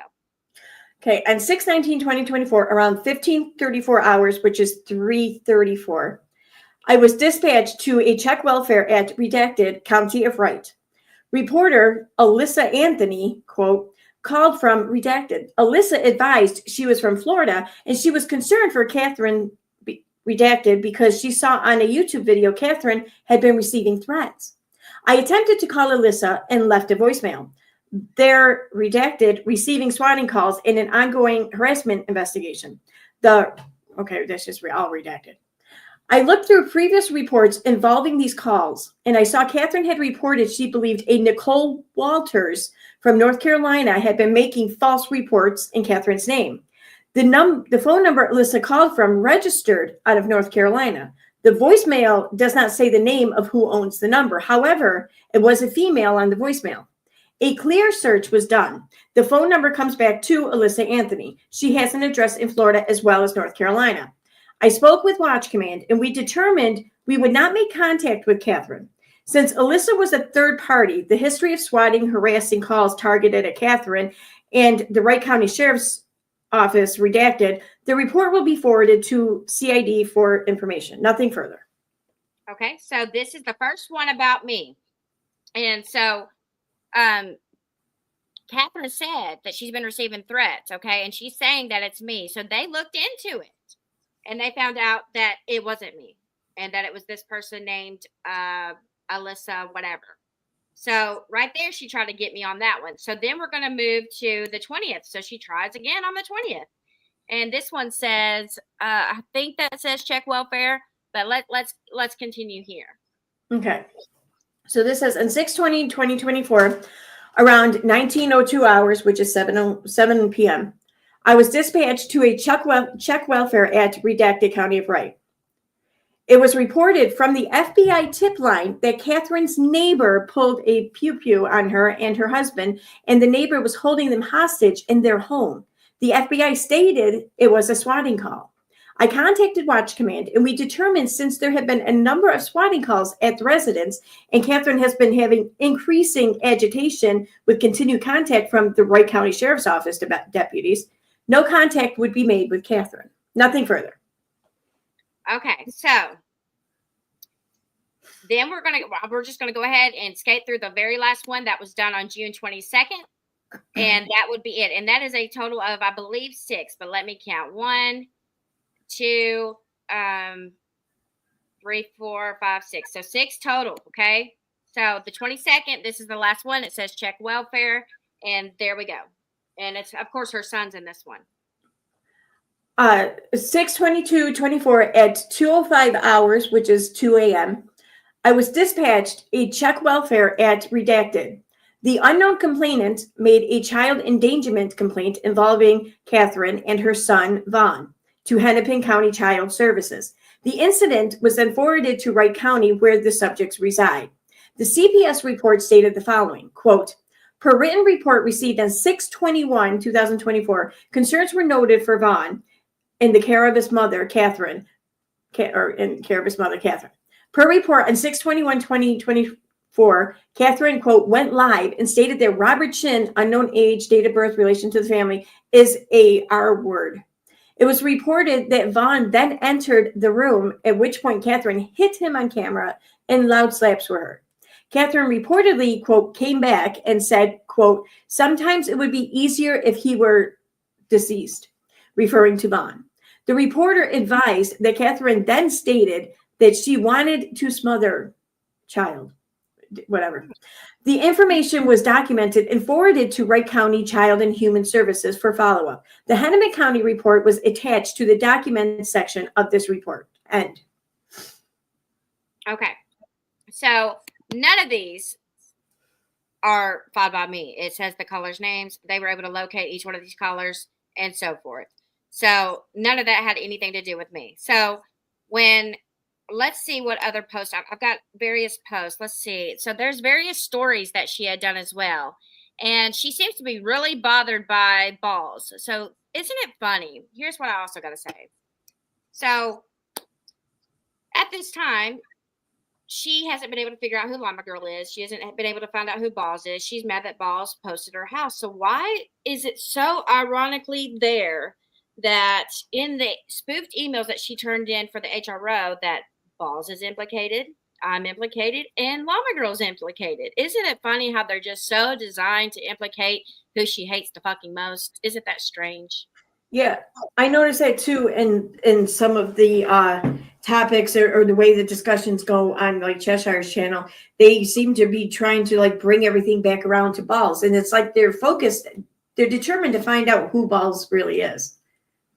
Oh yeah, definitely, without a doubt. So now, which some of this I wanted to save for my 7M part 1, 2, and 3. But I wanted to kind of get into. This is part of my 7M series. So what I'll do with this live is, so be on the lookout. So here's what I'm going to do then. All right. So I have the thumbnails already ready. So here's part 1 that we're going to do. And Aaron, you can join me on these if you want to. I've got them all laid out and ready to go. But this is part 1 that's going to be coming out. And then, okay, part 2 that's going to be coming out on this channel. And then here's part 3. I have them all ready to go. And what these are going to be about is we're going to go over the whole Netflix docuseries, everything about it, everything to do with those dancers, all of that, because I might as well have. If I have to investigate these people, then to figure out what's going on in my situation, then I might as well have made a series out of it. So that's what I did. And so those will be dropping. I don't know if you want to do part 1, 2, and 3 next week or whenever you feel like doing it. I've got them ready to go. But if you wanted to have those joint lives done as well, let me know. We're just pretty much doing a review of the docuseries, and we will be the first channels to actually show Robert and Miranda's side. I've looked at every 7M review of that docuseries. None of them have the stuff that we have or that I have ready to go. We're going to completely show Robert and Miranda and James's side of the story, and we're going to show the truth about that no one knows, or just give some insight about who those women are. We're going to look into the lawsuits that Robert has against them versus what the Netflix docuseries showed. So it's going to be a lot of new stuff that no one knows anything about. Yeah, I would love to be a part of that. Thank you for asking. Any which way you like, I'm happy to be there. You're going to love it. And you can use the same thumbnails, or I can make you your own. I'll make you your own custom 3 thumbnails. How about that? We'll do that. That way, if it shows up on the algorithm under 7M, it won't be confusing between if those 2 thumbnails showed up the same. If someone wanted to watch your video, for instance, say someone typed in 7M calls or whatever, my video and your video, and they're going to be like, well, they have the same thumbnail. This is weird. I'll just make sure to do 3 different thumbnails for that for you. Because I know you hate doing thumbnails. So here are, I don't know which comments are from your channel. How do I know which ones are from your channel or my channel? Okay, so how I determine it, I open it up on YouTube. I have the StreamYard tab, and then I have a tab for each of your channels and a tab for my channel. So I just pull up the tab, just click on the tab, and then I can see the chat for each channel. All I have is like normal comments under StreamYards, and it just has all my comments, but I don't see. Oh no! Here's how you can do that. So right next to you, right next to where it says post a comment, you see all. Probably it says all in a big circle. I do. Click on that, and then click on whatever channel you want. That's right. That's how you do it. Okay, I'm going to go to. We'll go to my comments first, and then we'll go to Aaron's. Okay. We'll start at the top because I don't want y'all to think I'm ignoring y'all, because I'm sure y'all were like dying to say stuff about this kind of thing. And then we're going to get into some more juicy stuff. So, oh, and by the way, if you're in the chat, I forgot to make, there will be chapters made after. I told y'all in the description that there are going to be chapters. I'll put chapters throughout. I just have to go through the lives that me and Aaron have done and see what's what, and then I'll make the chapters. But I'm going to start sort of in the middle here and go down. So Short Order Cook said, was the contract the doco signed before or after the Family Crybaby video? Would be interesting to timeline that. What is this asking? I already answered that for them. I think they were asking, did Katie sign a contract with Netflix before or after the Wilkings did their live stream on Instagram? I think that's what they're asking, and so I answered that. Okay. Yeah. And then Priscilla is the one that had the affair. Melanie is the one that stole hard drive and was in business with Robert Shin. Melanie hates Robert Shin. Both have huge egos. And I was confused about that because those sisters are very hard to like decide. Yeah. Yeah, and it doesn't help too that one of the Wilkings is Melanie too. So I mean, it just gets confusing. I just want to learn how to dance like Miranda. I try, but I look like a bird flopping around with a broken wing. Well, we can't help you with that, Coy. I'm sorry. I don't know. Well, my dance moves too, as I've been studying this, dancing my way out of court. All right. Let's see. It's so bloody obvious, and I can't believe she continues to get away with this behavior with no consequences. It's nothing short of dangerous. Oh, amen. Amen. February of 2022 video. KJ contacted and tried to get a docu made in April. IMO. That is why she kept upping the ante on RS. So what now? February of 22 video. KJ contacted who and tried to get a docu series? Netflix, or is that what that's asking? Or I don't get what that's. No, I think that's what it's saying. But yeah, it does seem like Flying Mom's has a lot of information about this case. They've been in the chat correcting me a few times. My mom, contact me. Contact me. I got questions. I got major questions before we do this big series, because this series is going to be fucking good. I'm telling you, it's good. I have scoured all of the Exposing Robert Shin Instagrams, all of that stuff. I've gone through both of those sisters' pages, got every single thing I could get. I got 2 brands full for that whole part 1, 2, and 3. Y'all are gonna love it. Oh, so I you might want to check which ones, because I think you're reading the comments on my page. I don't know if that's what you meant or not. I've got my face up. Let me put it on your face, see if it refreshes. Okay, let me put it back to my face real quick.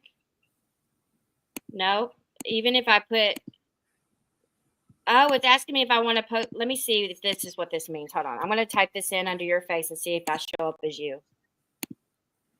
Yep, I showed up as you. So that's to pick if I want to show up as you as a comment, in a comment. That's what that's asking me if I want to. My bad. So the other one, oh, there's a little link twisty thing. There's a twisty link thing that lets me know it's from your channel. Okay, there's a link twisty thing. Somebody comment on Aaron's channel super quick and let me see what it shows up as. Go under Aaron's live chat real quick and leave a comment. And I just okay. Under your well, it's got to be somebody that's not you. Somebody that's not her. Leave a comment real quick. All right, Shill just did, and so did Laura. Okay, let's see what this says when I click on it. See that little sign? Doesn't that mean your channel? What little sign? Okay, so there's a little sign. That little black twisty circle sign means Aaron's channel. I get it. I see it. Yep. See the little black symbol next to Flying Mom Laura, the little S in a circle? Yeah, I think that means that they're a member. So on my channel, if we scroll, who's not a member that's commented? I don't think I have any. That might be right. That might be right. Green colored. Okay, somebody that's not a member, go here. Let me go see. Here. Somebody that's not a member. I'm a member too. Crap, I can't do it either. Somebody that's not a member. Here, I got it right here. They're not a member, and they commented on my channel. Dream color. Just now? No, they commented a while ago. I scrolled up and I found it. Oh, let me scroll up to that one. Hold on. Let me find it. See what it shows up as for me. Can you star that comment real quick? Yep. I can just go to start and find it. She is diabolical. It doesn't show up as anything. Yeah, I know what you're talking about, because like the first time we streamed, it did have like this squiggly sign next to it when it was my channel, but I don't know why they're not doing that now. Yeah, I don't know. Oh well, we'll figure it out. All right, so now I did not want to post these emails.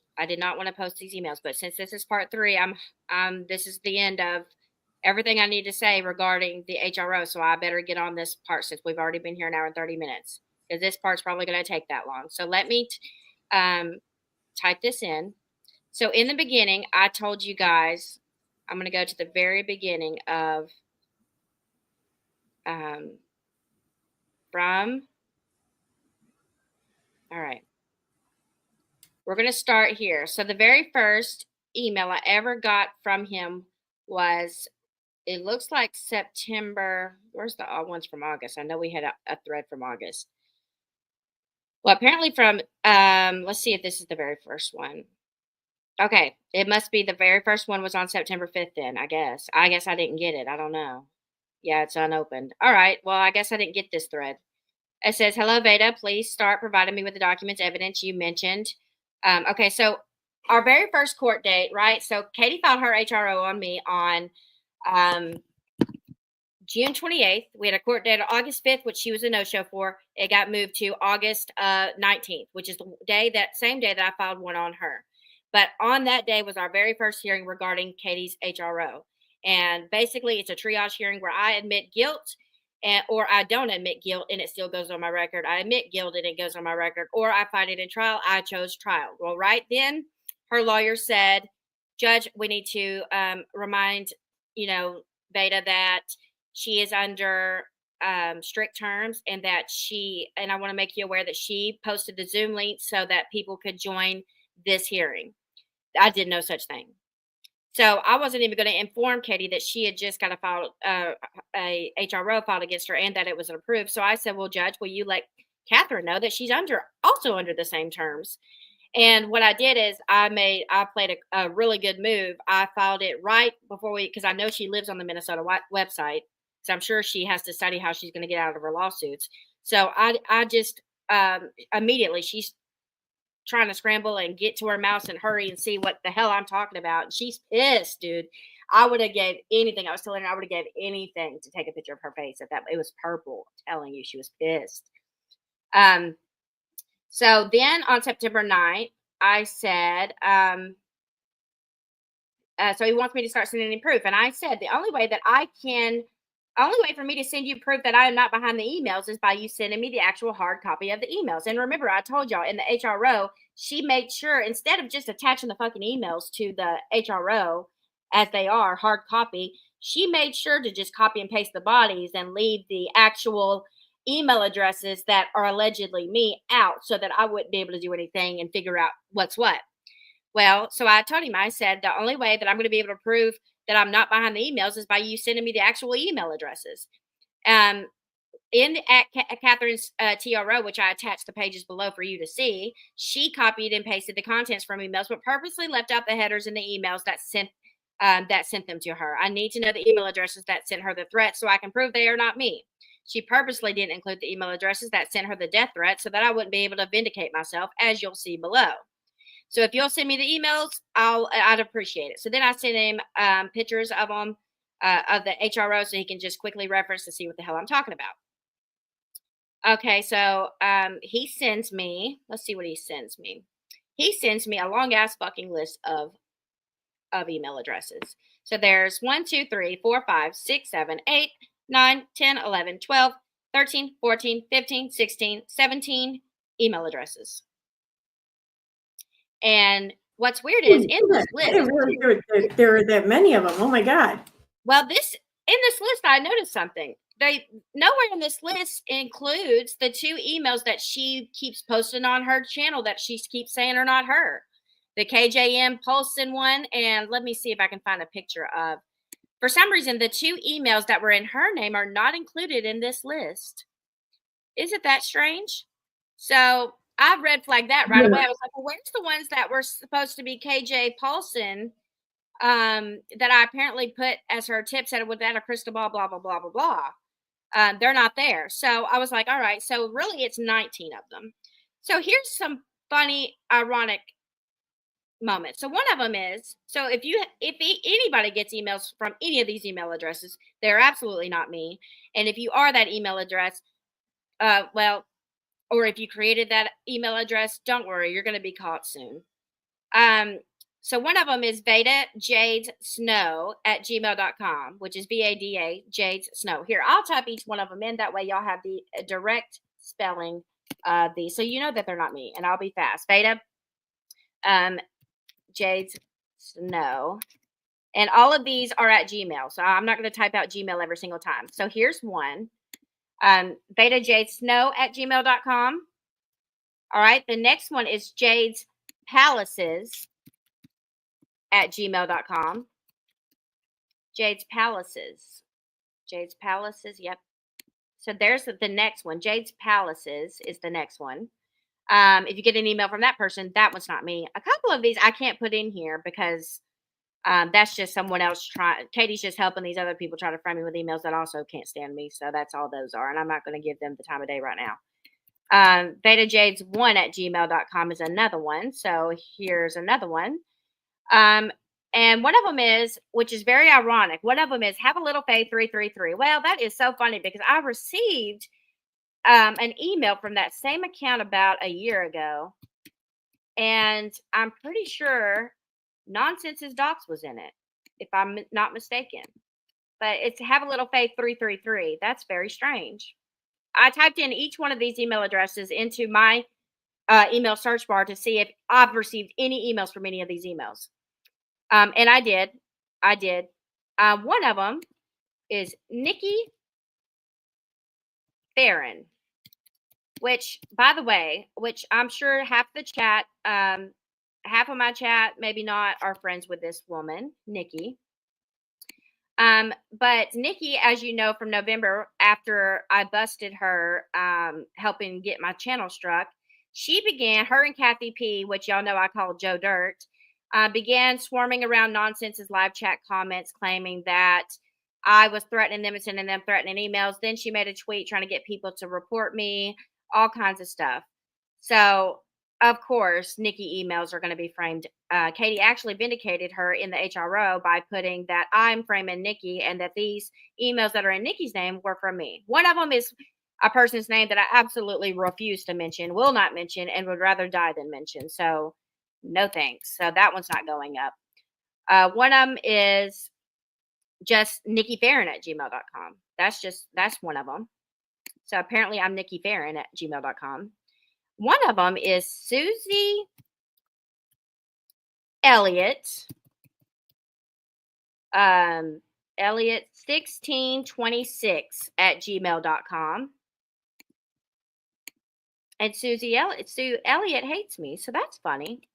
And then one of them, I'm not putting up here. Another one is Beta Jade. I mean, they went all out, man. Beta Jade 22 at gmail.com. One of them is Beta Snow 88 at gmail.com. So let me show you that one, Beta Snow 88 at gmail.com. And the last one that I'm going to show, there's only 3 that I did not show, but another one in Nikki's name is Nikki Farron. There's 3 in Nikki's name, FERAN 456 at gmail.com. Nikki Farron 456 at gmail.com. So that's all of them that apparently are me. Not to mention Katherine's. What are those 2 emails by Katherine? Let me see what those were. Do you remember what they were, Aaron? That Katie also sent her me, but he didn't include for some reason. Let's see. It was Katherine or Katie MJ Paulson, I think, or something. Katie MJ Paulson, I think was one. I don't remember off the top of my head. It's the 2 that are in Katie's video that I just had showed you guys. Right here. Yeah, Katie. I actually have it up on my channel screen. Katie J.M. Paulson at Gmail. And there's tips at withoutacrystalball.com. There's another one too. One of them is Katie something Paulson 88 something. Oh, wasn't it 885 or something, I think? Yeah, it's Katie Paulson 885 at gmail.com. And I think that's it. Paulson. Yeah, I don't have it in here. Okay. Okay, and the other one, she is accusing me of now. What's weird is this, and I actually think I included this tweet in here, or this story. In one of her stories, she's saying that someone used her tips without a crystal ball as the recovery email for the Katie J.M. Paulson. Well, that just told on yourself, honey. That means you are the Katie J.M. Paulson one. And right after that, she claims that now her tips without a crystal ball email account is now shut down and inactive due to threats and hacking. Well, what am I going to do? So here are a list of accusations that I was accused of. I'm accused of contacting 20 plus agencies, including the CPS, the police department, the FBI, CPS in Hennepin County. And I'm also accused of spamming her police department. I'm accused of spoofing emails, not spoofing emails, Bing emails. She tried to pass these emails off as real to her lawyer, and the law firm caught it immediately and knew they were spoofed. And so apparently I'm these emails that are sending her threats, threatening to kill her son, threatening to rape her son. She also said that I was sending her child porn and that I make child pornography. She also claimed that I've been harassing her and threatening her and stalking her and all a bunch of lies. And I'm sitting here thinking to myself, how in the fuck am I going to prove a negative that I didn't spam these police departments? How am I going to prove that she knew that I'd already, so like Aaron was saying, back in the day, they would use this fake emailer site. So let me go through this real quick. Let me show you that this is just a little bit of information that I want to show you guys. So back in the day, right, they would use this fake emailer site, and what it would do is, so here's how this all even began with the fucking email thing. So Steve and Aaron, I don't know if Aaron weren't you framed with emails as well, or was it just Steve that was being framed with death threat emails? Well, I mean, I think we all were. I think that whenever these emails went out and they were CCing all these other like email addresses and everything, they at some point in time, the author of them made it sound as if they were pretending to be every one of us, you know? Okay.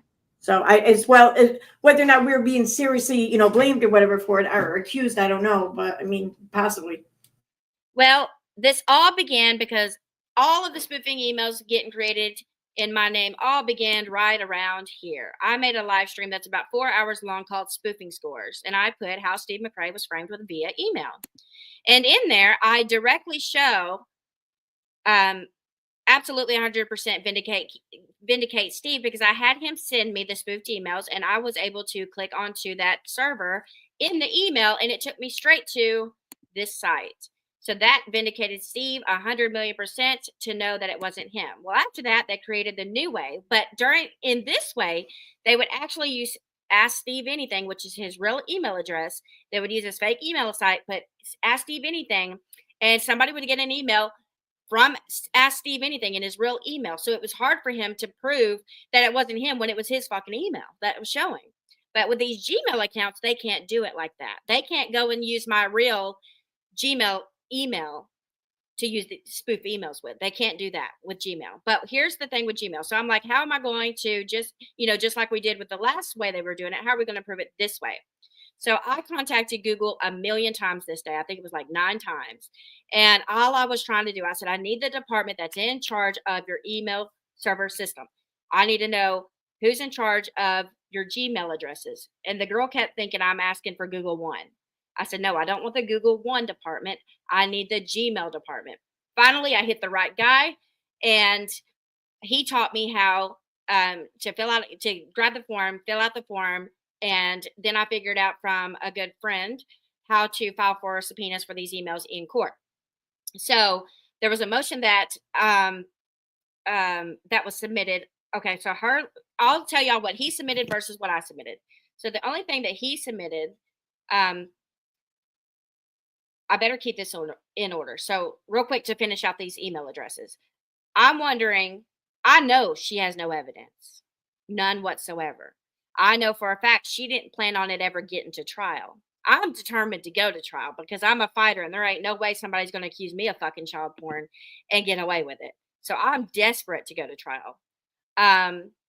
But so he's over the first month or so, all the way till about, let's see, we got 31 emails going on right here. Which, Aaron, I think I've sent you most of these. I need this real quick.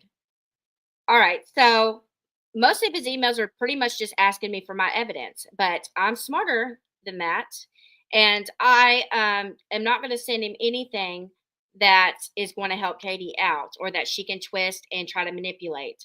And I spoke with her lawyer various times. He was very nice. The very first time I spoke to him was the end of the very first hearing of Katie. So in the very first hearing, her lawyer asked if we could get into a separate room. So after I'm accused of all of this bullshit with the Zoom links, we go into a separate room, and he gets to meet me, and I tell him the truth about what was going on. And I told him later on, mark my words, you're going to be asked to ask me to either settle or come to an agreement to take down all my content, never mention her name for 2 to 10 years. And I'm going to go ahead and say in advance that's not happening. So then it came to my court date. So my court date on that very same day that we had the first court day of Katie's, remember, was August 5th. She didn't show August 19th. So on August 19th, my HRO goes into effect against her. She's pissed, goes live on TikTok and pitches a fucking scene, which is who we watched the other day, which was Southern Mutton. And that's all Katie's lies on that. Well, then on the very same day, Cheshire decides to go on Twitter, not Twitter, Reddit. She decides to go on Reddit and post a page from Katie's HRO, which I needed to have up here. Why isn't it? I did not put that up here last night. Damn it. which I'm going to show you guys. It'll take me just a second to put it up here on the screen. I just got to move it over to the screen and make, oh, here they are. All right, so I'm just going to enter this into StreamYard super fast so that way y'all can see this. So this is the first post that are posted, and I think Erin sent me these and Megan sent me these, but I'm not sure. But you better believe Katie sent them to her lawyer and said that it was me. So at this time that this is posted, this is the day this is posted is the day that my HRO goes in effect against Katie. Okay. Let me do this. So I'm going to show how other creators kind of affected and caused me a lot of problems, which they didn't knowingly know they were, but, and I couldn't say anything to them, but anyway, where are the Reddit posts? And if anybody, Erin, do you happen to have the post that WACB versus WACB had? Do you happen to have those tweets where she tweeted about the HROs? August Yeah. 19th. Here, wait a minute. I can grab them.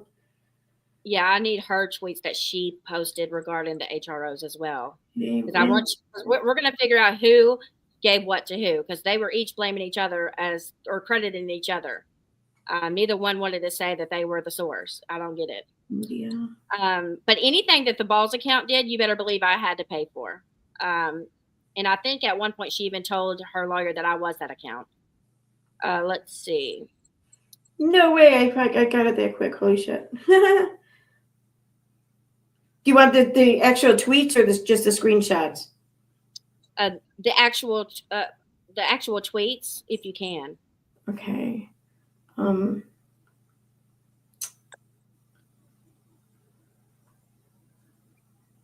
not sure.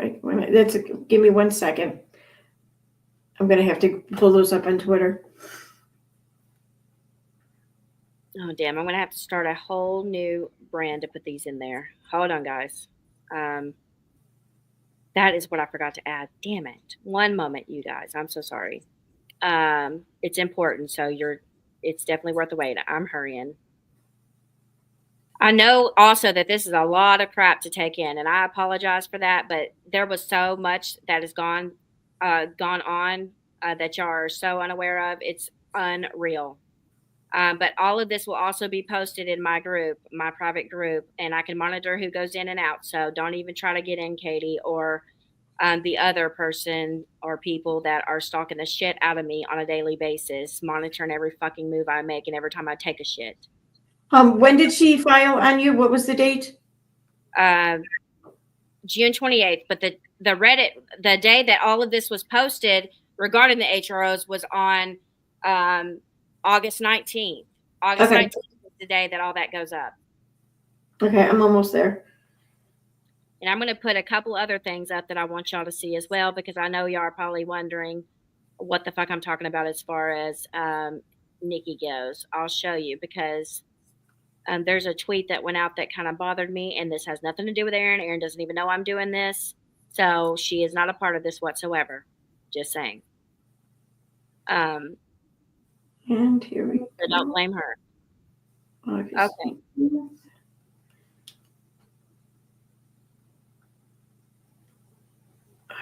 All right. These. All right, I'm going to add those. Okay. I am now on her account for that date, August. Well, actually, now it's August 18th. Wait a minute. No, that's not it.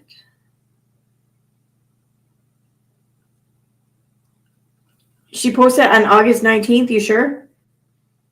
Yes, August 19th was the day the Reddit post went down, because that was my first getting in trouble with her lawyer moment.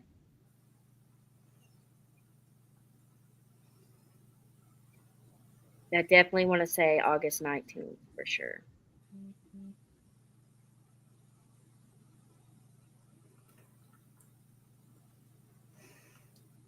Okay, I'm going to have to, let me do it this way. This way it's faster, because it's going to be way too long to do it this way. I'm not seeing it on here. I'm all the way back to August 16th. And I don't see anything. Okay. Well, the Reddit ones don't have dates on them. So that's Yeah. the problem. But I know it was that day. Here, let me go to my email and go back to him real quick, and I'll absolutely be able to tell you because he chewed my dick that day. Let me find him.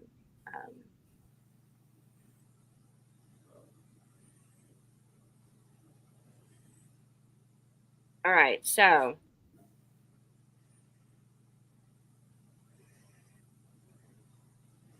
right here, everything's going great, and then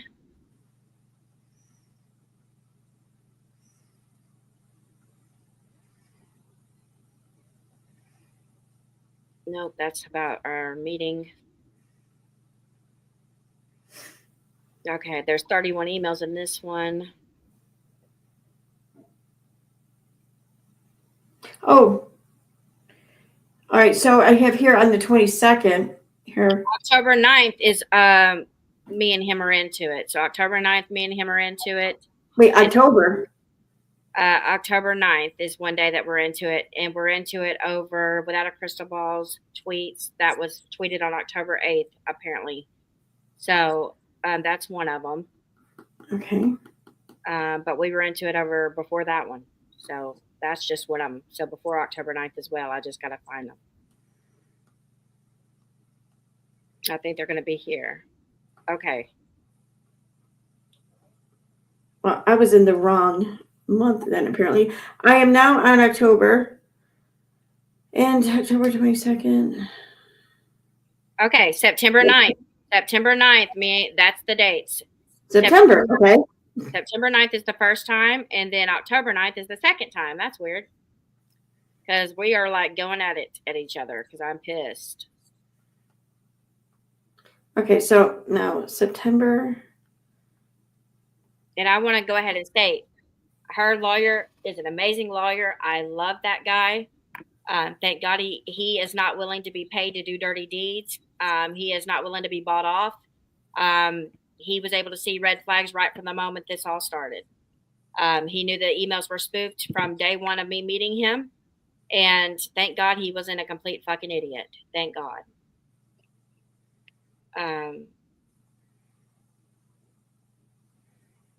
And then the one where you're in the comment section that we're into it over is on, that's the one on October 9th. Okay. All right, yeah, then that's the one. I mean, this one I'm going to look for then, October. All right, back to what I was trying to post real quick. Oh my God, that was so gross. Oh, looks like Katie Joy wants to settle, and if they can't, wants to push it back to January of next year. That's October 8th. What? Oh, are you reading messages I wrote you, or no? I know. I'm reading the Twitter. Oh. Why is that taking a screenshot? Okay. Sorry, guys.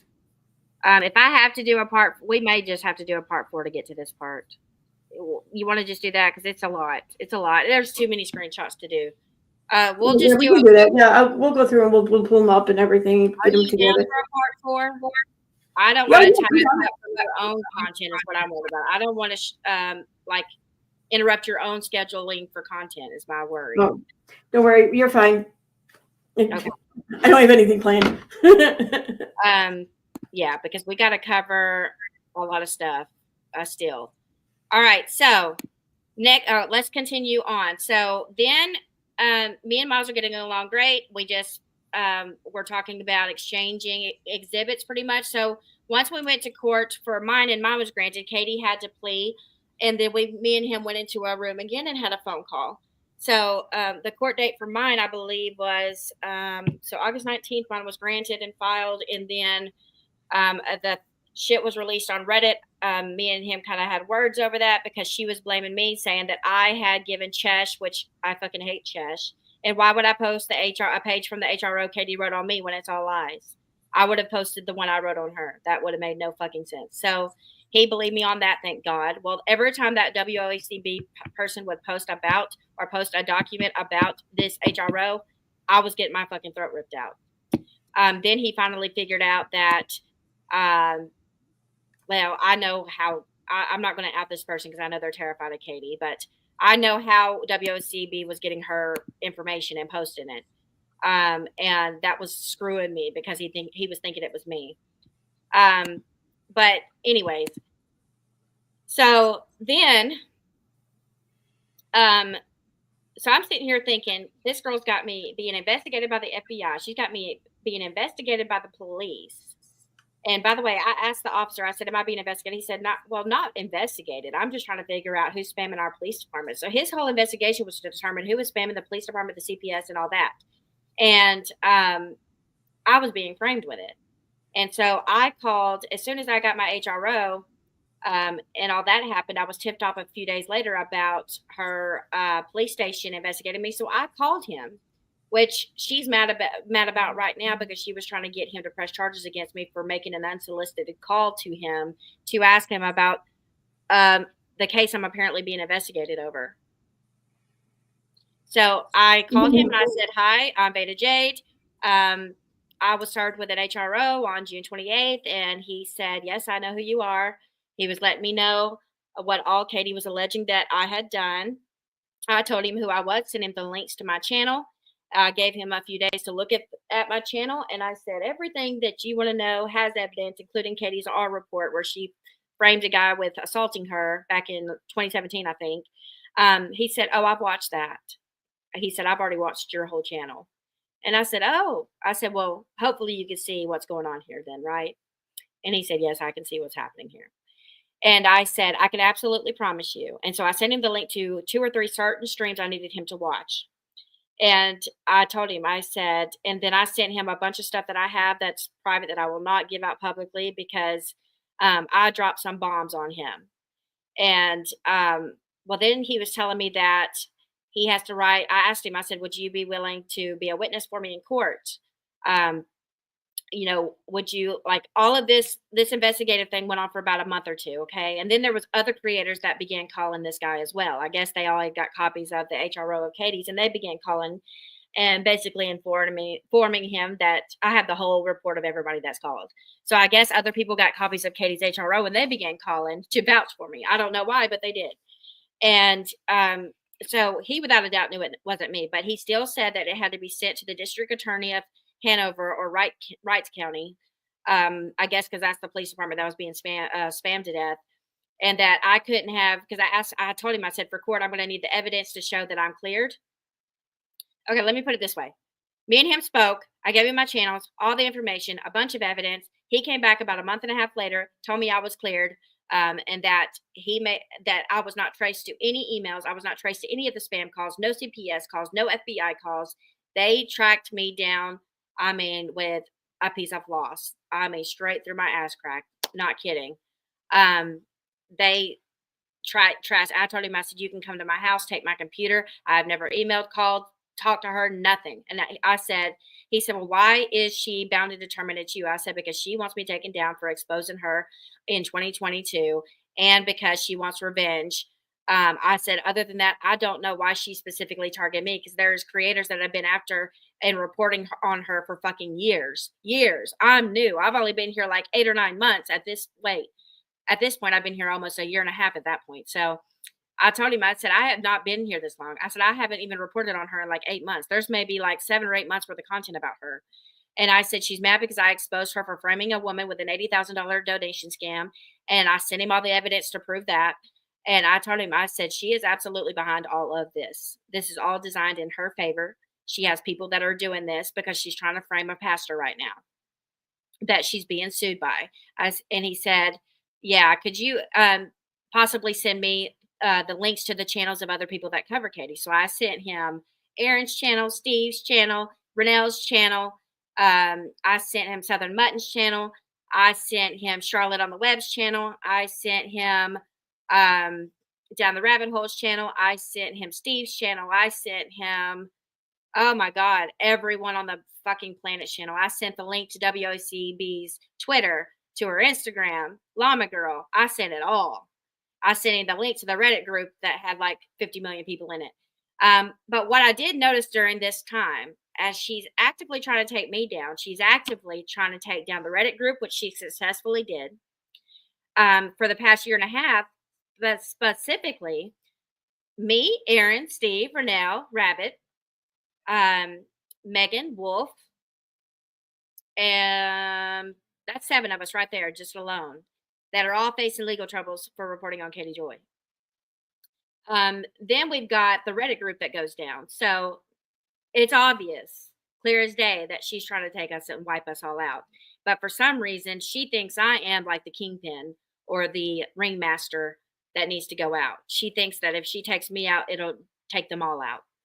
And y'all notice that she's been quiet and not been reporting for the past few weeks. And don't worry, Katie, I'm not going to release anything that I promised I wouldn't, because I know that would burn you really hard. And I understand it's very hard to have all these creators at you. I get it. None of us have been convinced or brainwashed by anybody that you are who you are. You don't even know where I started watching or found you. I actually found you from none of these channels. I actually found you from a lady that goes by Mysterious. I think she was reporting on the Toddy Westbrook lawsuit. Do you know who I'm talking about? She had like her name was Mysterious. Mysterious T, I think. Yep. It's let me find her. Mysterious. Was she also the channel who did a deep dive on Trisha Paytas? I think. Yes, and that then they started flagging the hell out of her. Yep. Yep.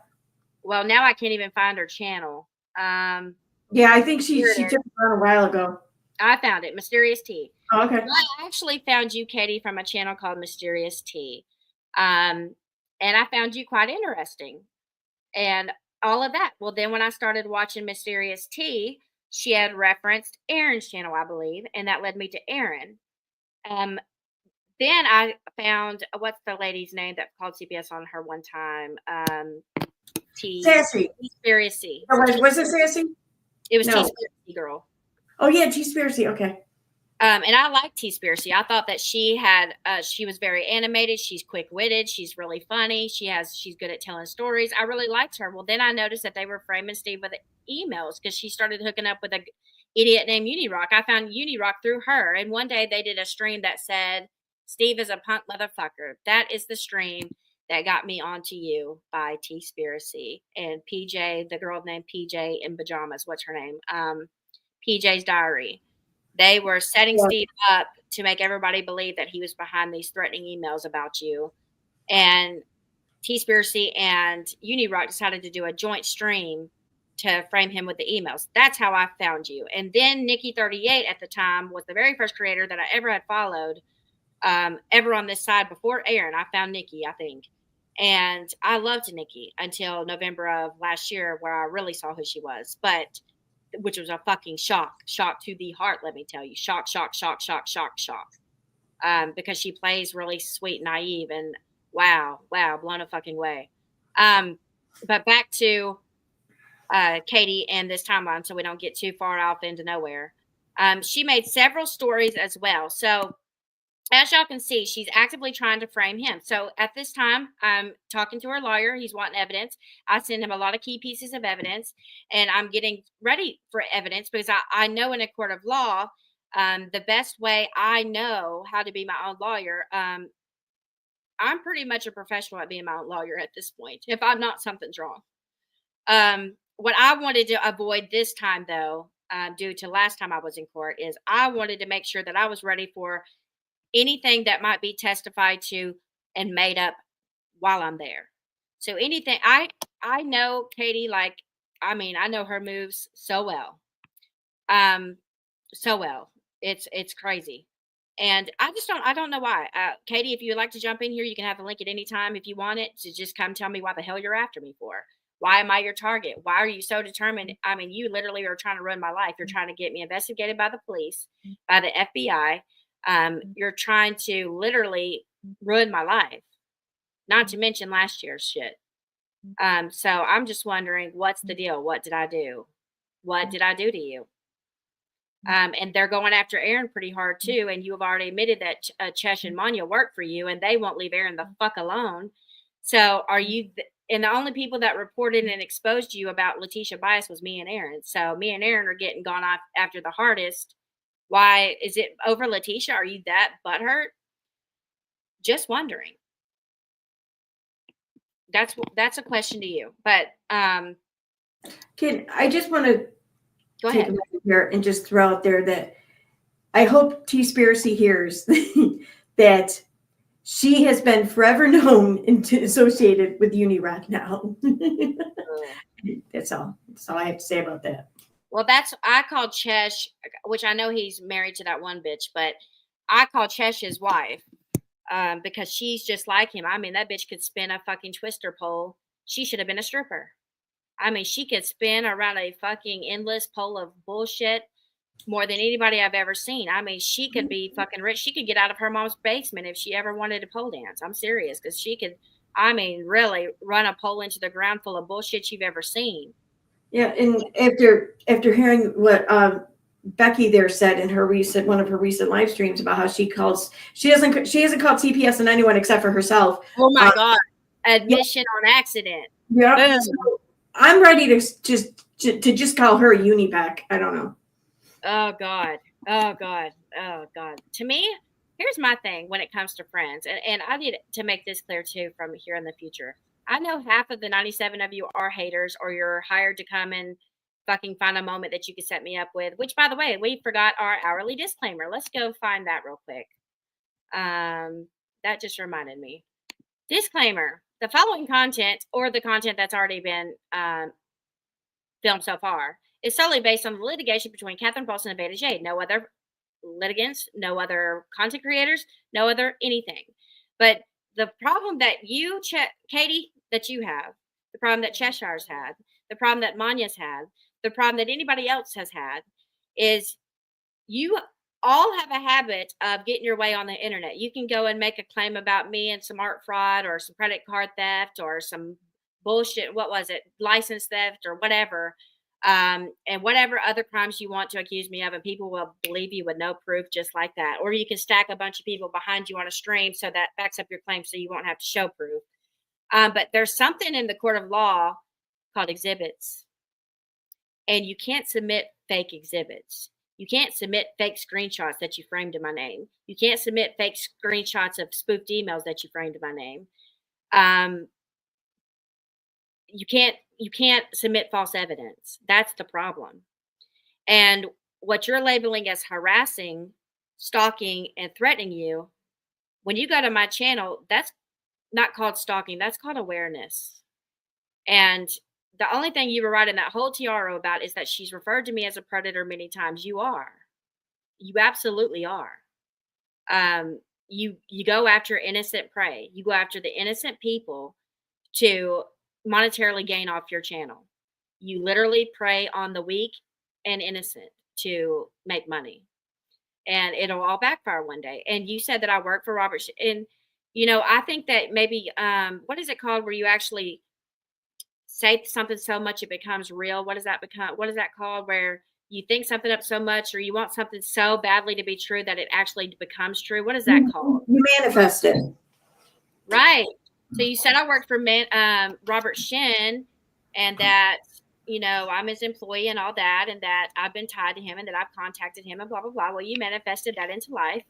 I don't work for him, but I did call Amber, and I did give her a lot of info that I have. I did let her know that you're trying to frame Robert and Miranda with stalking, threatening, and harassing you. I did make them aware of the emails that you're sending, and Amber let me know about the emails that she was sent. I did make her aware of all the links that I showed today, minus some links that I won't make public because that would help you out and get you ahead of the game. But I really think you linking me to him was a big mistake on your part. They would have never known what you were up to if it wasn't for you screwing yourself. So, I don't know if we're playing a game of who's smarter or who can outsmart who, or pretty much you're just trying to frame me with a bunch of fucking crimes like you did Letitia and a million other innocent people, and you haven't been able to take me down yet, and you're not going to stop until you do take me down. And you try to plot this whole thing for the last 8 months behind my back, behind the scenes with your police department to try to get me fucking arrested by the FBI and the police. But there's a problem there too, dumbass. The IP has to match me. You have to be at my house doing all of this stuff. And that's why here, I'll just read this portion of that report because I just love this part. This part, made me wet. It was so awesome. This was a part of the FBI report. Let's see.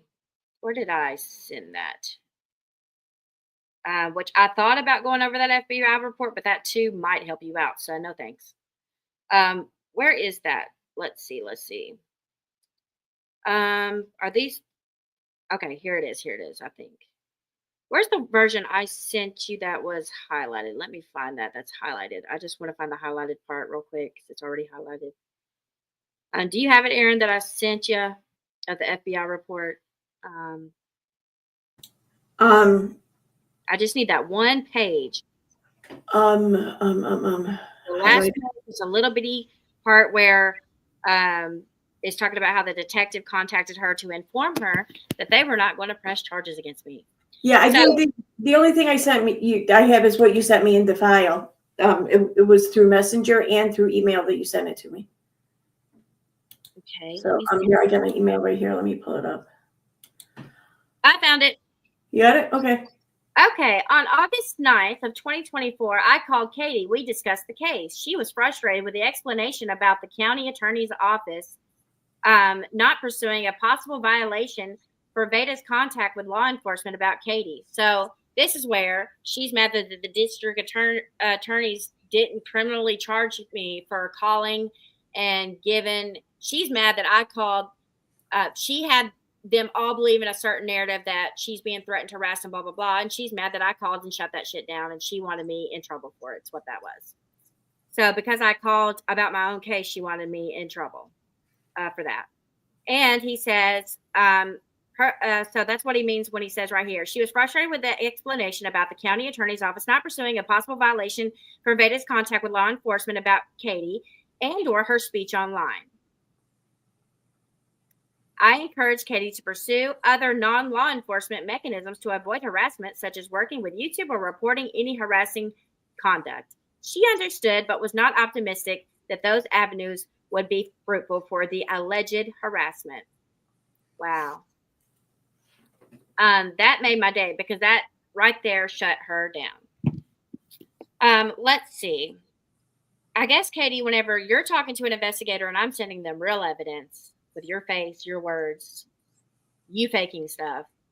He literally knows your history of faking screenshots. He literally knows your history of framing people for crimes like, or falsely accusing them for crimes. He knows about you talking about the police station being spammed at the same time you're spamming Robert's police station to fucking death. Ding, ding. I mean, it wasn't too hard. He just needed someone to kind of put it in a good timeline for him, and I kind of did that for him, so you're welcome. So the next time you want me investigated, let's just hope it doesn't turn around and bite you, and you won't be the one investigated, because that'll absolutely be what happens next time. I can promise you that. Let's see. What else do we have, Aaron? There was so much.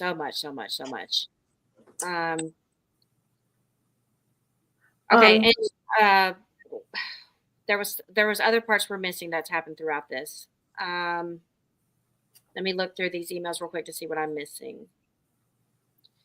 Okay, so the allegations are I'm blowing up all these agencies. Well, the DA's office decided not to prosecute me, found me innocent, vindicated me, so boom. Those remember when I told y'all that the petitioner or whoever files a filing against someone or an order against someone, they have the burden of proof. So Katie would have the burden of proof, which she can't prove anything. So me spamming the police station and all these emails, my IP was cleared. She's screwed. She has no evidence for court there. Then when one of the detectives here that I spoke to became involved, and then that other detective was going to become a witness for me, she about died. That was when it really shut down. And then let's see, what else? Oh, and then the subpoenas were going through for the Google, figure out how to get the subpoenas put into court, because they have a privacy law where they can't just break into someone's Gmail account due to privacy laws and just figure out they cannot just break into your Gmail account and find out your information. It has to be a court order.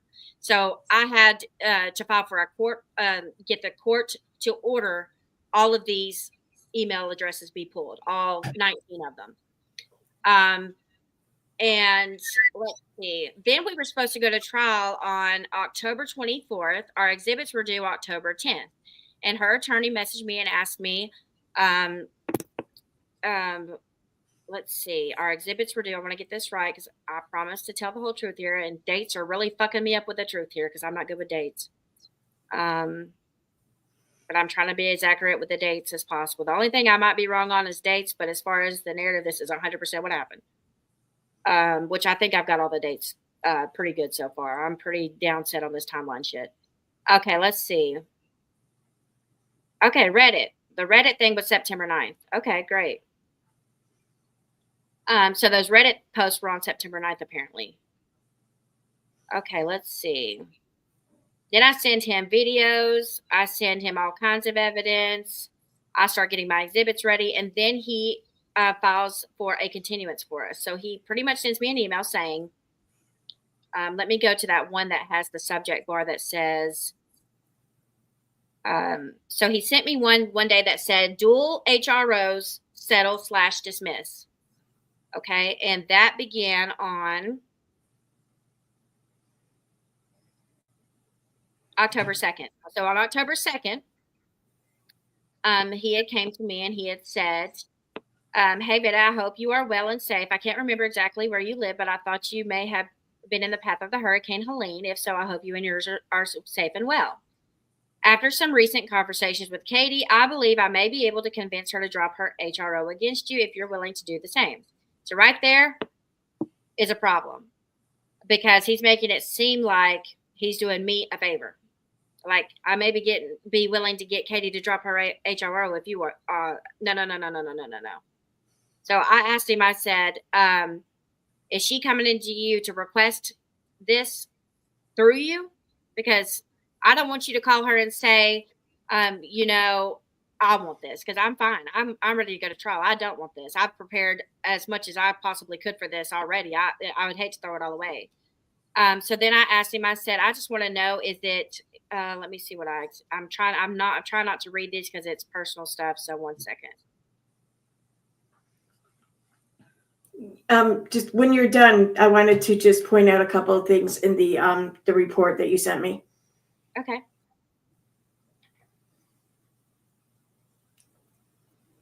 So here's what my question was. Here's the problem I had.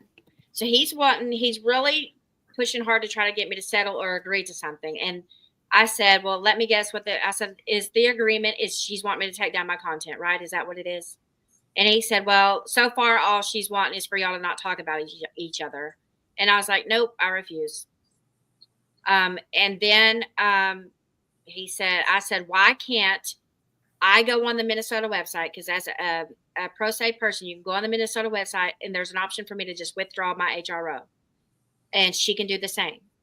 And he said it doesn't work that way, that it would have to be sought through a judge and that we'd have to agree to it in front of the judge, which is true.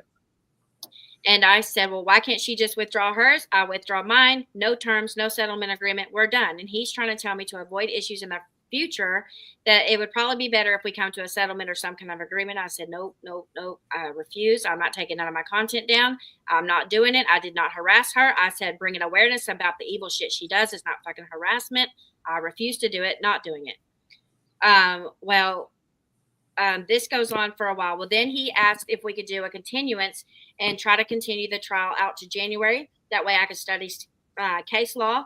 On my end, it would benefit me because I could study the case law better and have longer to prepare and gather all my witnesses because there was a lot of witnesses that were going to be appearing and I wanted to give them time to be able to come. And so he had asked me to continue on their end because he wanted more time to kind of talk me into a settlement or us agree to something if we could. And I said, well, that probably won't be happening, but either way, just try to put it into the continuance. So he puts in a continuance and asks the judge to continue it till January or so, which the January thing is on me because I wanted time to study the case law to fight her with. And time to put the subpoenas in and to get the FBI reports back because I had to wait for the district attorney to figure out what they were going to do with charging anybody before I could go to court. I needed all of this stuff and I needed at least a month to get it because they were not going to, I just now got it. So if we would have gone to trial when we did, I wouldn't have had the evidence I needed for court. So I needed time for all of this evidence to come back for me. So he agreed. I agreed. He put in a motion for the both of us. And then we had to go to a hearing. We were scheduled for a hearing on October 19th, I believe, because the judge approved it. But he wanted us to do a hearing to explain why we wanted to push it out, what the deal was. So a couple of days before that hearing came, Miles said, hey, we got to go to this hearing anyway. Do you just want to both of y'all agree? I guess Katie was wore down, couldn't get me to settle out. And then she finally just said, you dismiss yours. She dismisses hers. And we'll tell the judge this, and we'll just shut this all down on the 19th instead, and we just won't do it. And I said, is that what she wants to do? And he said, yes. And then my last email to him was, all right, that's fine. But here's what I need you to do for me. And I made a few promises to him. But one of my things that I requested from him was, do not allow her to go online and lie. Because I said the very first thing, the biggest reason I want to continue on the trial is because as soon as these get dismissed, she's going to go online and claim that I'm the one that begged her for a dismissal, because what she did with the North Carolina, remember guys, with the North Carolina TRO, it was dismissed due to jurisdiction. But Katie went online the day it was dismissed and said it was dismissed due to the merits and that she had evidence against me. I had it was me harassing. The court found that I was harassing her and not the other way around. So I had to hurry and get them dismissed. And then I had to play the whole fucking court audio for 16 minutes to prove the whole hearing. I had to get the whole audio transcript from the court to prove what the TROs were dismissed for. And I told him, I said, if she goes on and lies about why these were dismissed or claims that it was me, I will post every single email where it shows who was doing what. So he agreed to that. And I said, do not let her go on a line and lie. I said, I don't care if she goes and tells what happened, but it better be the truth. And there was 3 or 4 things that we had found out that Miles had helped me with, because we were trying to figure out the links between things, and Miles actually helped me figure out the truth about some things. And I pretty much said, I will absolutely release that shit to the public, and it will absolutely cause harm if she does that. So that is why nothing's been said since these have been dismissed. But I have to give it to Katie. Nice try. I debated for weeks on whether I wanted to even talk about these HROs, but I feel like the public needs to know, because if anybody else gets one, I feel it for you. But I also feel for Katie, because to me, in my opinion, this is not Erin's opinion, just mine. And I'll shut up, Erin, and you can go. To me, I found out over the past 2 years that most of the people that report on Katie are fucking just like her. They falsely accuse you of fucking crimes you didn't commit. Like Nikki's a good example. She reports on Katie and how she falsely accuses people of crimes all fucking day. And then she literally fucking turns around and lies and accuses me of identity theft, and tells people to call the identity theft line to tell them my name, and that I'm going to steal their identities and shit. But she reports on Katie all day long about falsely accusing people of crimes. I just found that like the T-Spiracy, all of these people that used to report on Katie, they all now either work for her. She's got blackmail on them to where they can't do shit.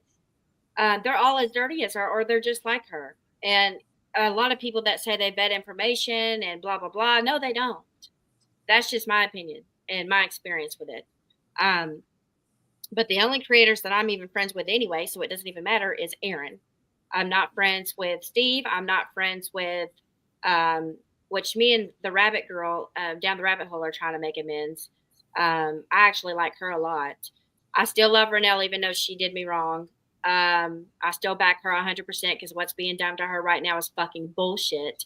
And Cheshimanya, I hope to God y'all bitches don't get fucking cancer. Because when one of you bitches get cancer and you try to start a fucking GoFundMe, I hope nobody donates. And after what you said about her husband and all that, you wait, that's going to backfire. Karma's going to come hit one of you. You're going to get some sideways haircut fucking cancer one day. Mark my words, bitch. I'm telling you. All right. Go ahead, Erin. I'll shut up. Okay, so in the report you sent me that the investigating officer for the sheriff's department wrote up regarding his investigation into who was submitting these false reports and everything. There's just a few things that I wanted to just share from that.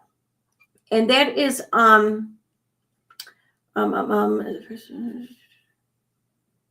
so Wait, where is it? Okay. Where is it? Oh. Okay, on June 20th, I learned these incidents were also being investigated by the Minneapolis field office of the FBI. I got in touch with the investigator there, and he had a meeting scheduled with Katie at the FBI building, scheduled for the following week. I was invited to join. And that kind of jumped out at me because the way Katie tells the story, it's that both of these investigating agencies wanted to talk to her, and it was something that just popped up suddenly. And and she went in and she gave this report or whatever. But hearing it or seeing it play out like this, it kind of sounds to me like this is something that the FBI decided on their own, and then they were calling her in as to have a discussion like they would anyone else, any other party, But I also find it funny that to my knowledge, she's been the only person called in to discuss anything with. I wanted to just point that out. And right. She acts like she scheduled this meeting with them to figure out blah, blah, blah. No, they want to know what the fuck is going on. She tried to spin a narrative and blame innocent people. And then the investigation got turned around back onto her. And then she literally almost had a heart attack. Yeah. Mm-hmm.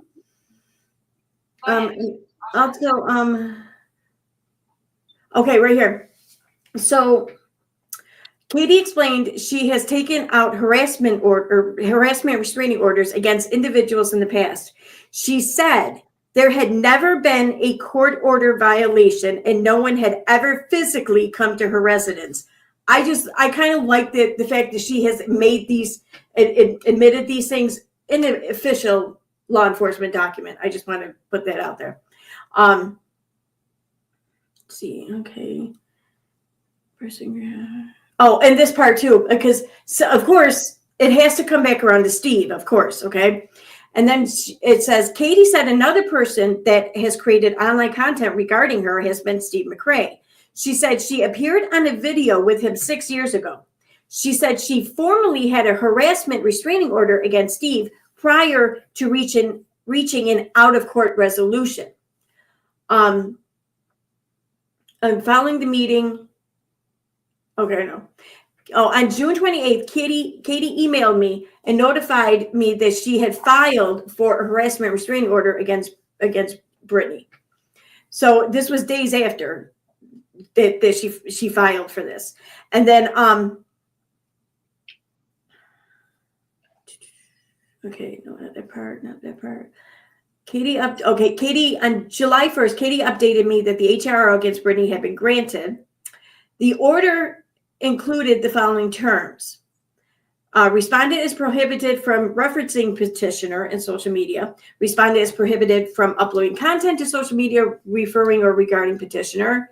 And respondent shall not contact law enforcement or other government agencies regarding petitioner, which that just seems like a really messed up thing to put into an order, to say you can't call the cops on this person.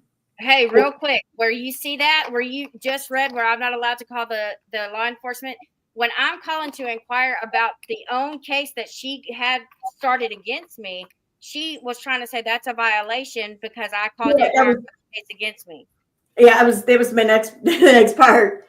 She says, and then it says on July 1st, Katie told me that Steve McRae did a live video regarding Katie and her channel on YouTube. I found the video on a YouTube page called Steve McRae that was 1 hour and 37 minutes, titled Overview of Katie Joy Without a Crystal Ball's Problematic Behavior. I then looked at Katie's YouTube channel and saw she posted a video of nearly 20 minutes on Friday the 28th titled, I've had the most unnerving, terrifying 2 weeks of my life. Everything has gotten worse. And I loved how that was framed. It sounds like, okay, so Katie called me to tell me, oh, so-and-so talked big mean about me on the internet. So I went and looked at it. And then I happened to see that she had uploaded something prior to that talking about, everyone else. They caught her. They straight caught her. I mean, she's screwed. Then I think there's one more part. That's why I think she wants my channel down so fucking bad, is because she wants all the evidence against her down. That's what's wrong.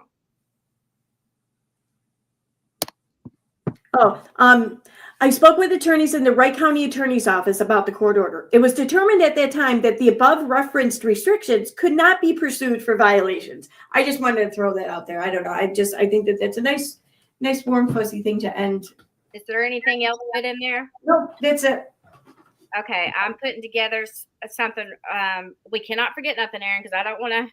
Well, we are going to have to do the part 4. Sorry, but I don't know if you'll want to be a part of that stream, because I don't want you to be blamed for anything that I might show or say. Is the only thing I'm worried about. But I know you don't really give a shit. But I don't know what you mean, but we can talk about it. I can't imagine that there's anything I'm going to really take much of an issue with, because even if it's something I don't agree with, or whatever, or something that I don't want to be a part of, it's still something I can just sit back and not be a part of. So, you know what I mean?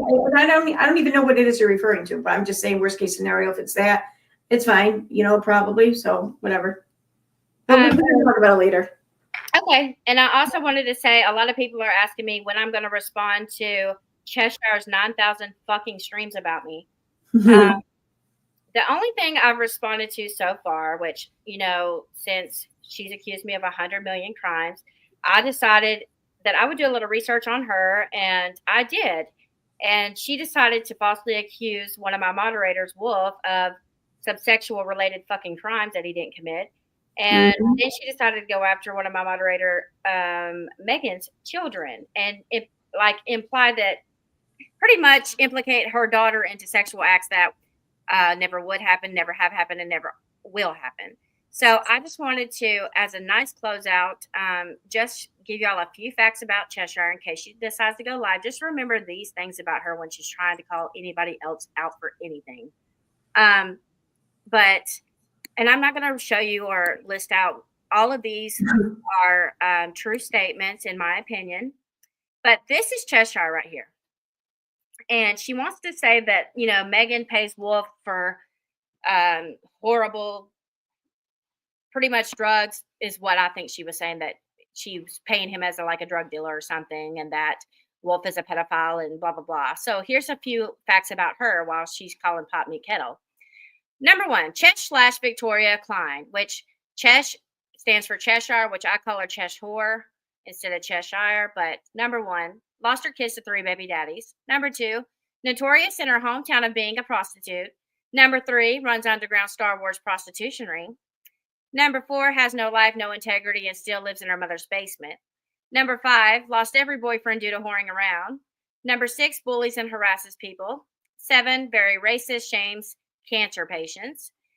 8, abuses her pets. 9, obsessed with Steve McRae. That should have been number 1.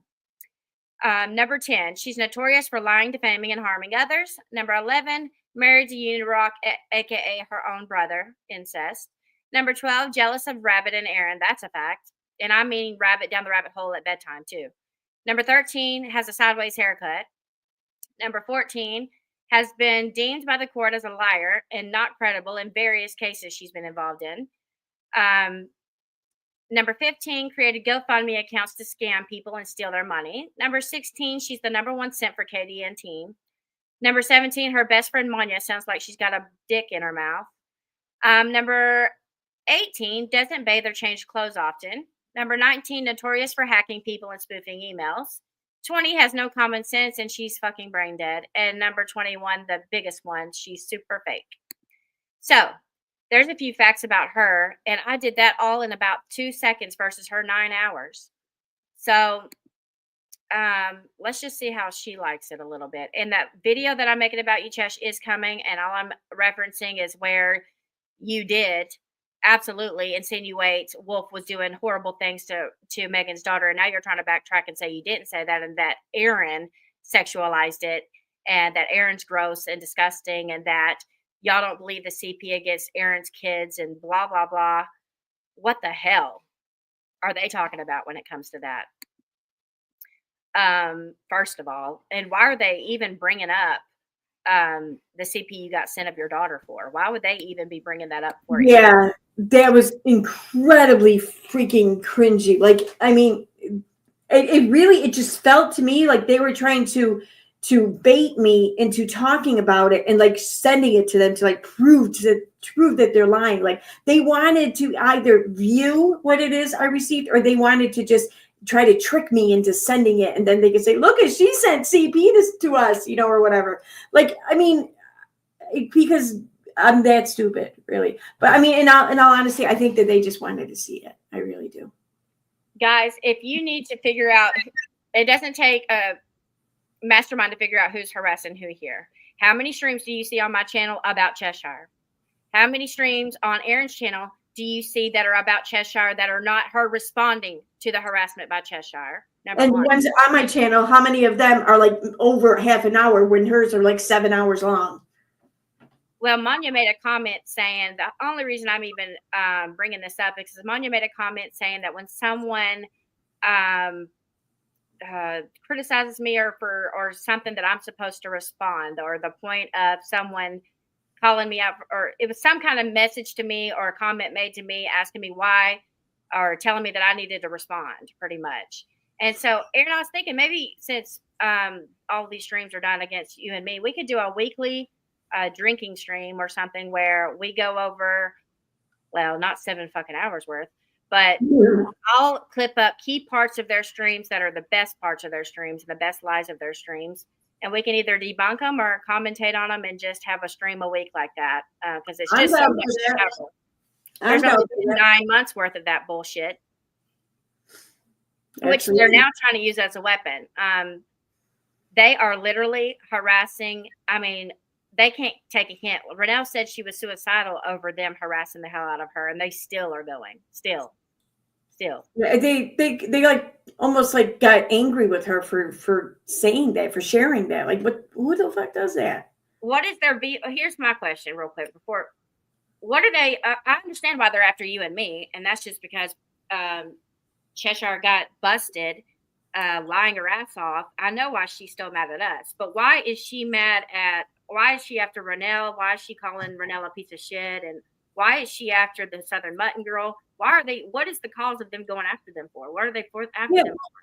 Exactly. I mean, the order in which they're choosing people and the timing in which they choose each person that they've chosen so far, it just doesn't seem to really coincide with an action that would benefit them. You know what I mean? I don't really want to. I get what you mean. Yeah, add more to it, but it's kind of obvious that they're not doing it for them. I feel like. Well, is Katie paying you guys? And I know Katie will come back and say, well, you can look at my taxes, blah, blah, blah. I'm talking about under the table, girlfriend, kind of like how you were doing with UniRock. Common sense.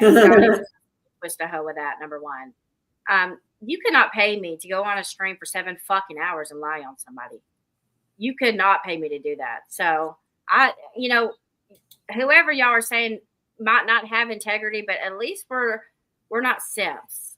I mean, at all. And I wanted to show just one piece of Erin's stream because Erin commentated on something. I saw one thing. Erin saw a different. She commentated on the one thing she saw, but I saw something else. And it's bothering the hell out of me. So let me just pull that up real quick, and then I'll get Erin off of your choke if you don't. I just want to show this one part that where Manya had said something. And I hope I'm not drawing a blank. Let me see. I'm going to find it. I know which video it is of Erin's. But during this moment, Renelle had made a comment about Erin's reacting to one of the streams that they did on Renelle, right? And Renelle had made a comment about, I have double the followers they have. And Erin's trying to explain what Renelle meant by that. And Manya starts to head to her channel to kind of show out or show off. And then she backs off and just falls back on Katie's channel to try to be like, well, Katie's got 400,000 followers, blah, blah, blah, and you don't. But why couldn't you use your own channel, Manya? And I'll show y'all what I mean. And Erin picked up something else, but I picked that up particularly, and that just like shows what a loser you are anyway. But let me show you. It's this one that has the pink thumbnail. Where is that one with the pink thumb? Where did it? Okay, there it is. Let me get to it super quick. Now I'm going to share the screen because this is too funny right here. This is how desperate. It's called Shooting Down Liars. Shooting Down Liars. Shooting Down Liars, one hater at a time. Okay. And then I think let's get down to, let me see where it is, where they start talking about channel. Renelle where's the part where Renelle's talking? Maybe it's like right up here. I mean, I guess I get it. I mean, if you can't, as usual, are not being, ousted from social media for their behavior online. What? This is so ridiculous. Yeah, it is. Bakery background vagabond of variant vistas from the live chat. By this logic, Logan Paul is a genius, right? Oh my god. Maybe I thought type in the word It's fucking genius, right? Y'all were talking 100%. about like how big a channel is. Okay, where is that tweet? Where the fuck did that tweet go? The 16. How many subscribers you have? Okay, this was it. 1649. Let me go back just a little bit. And no influence over anything or anyone in their own Screen share. real life. So they need to try to pretend that they have it online.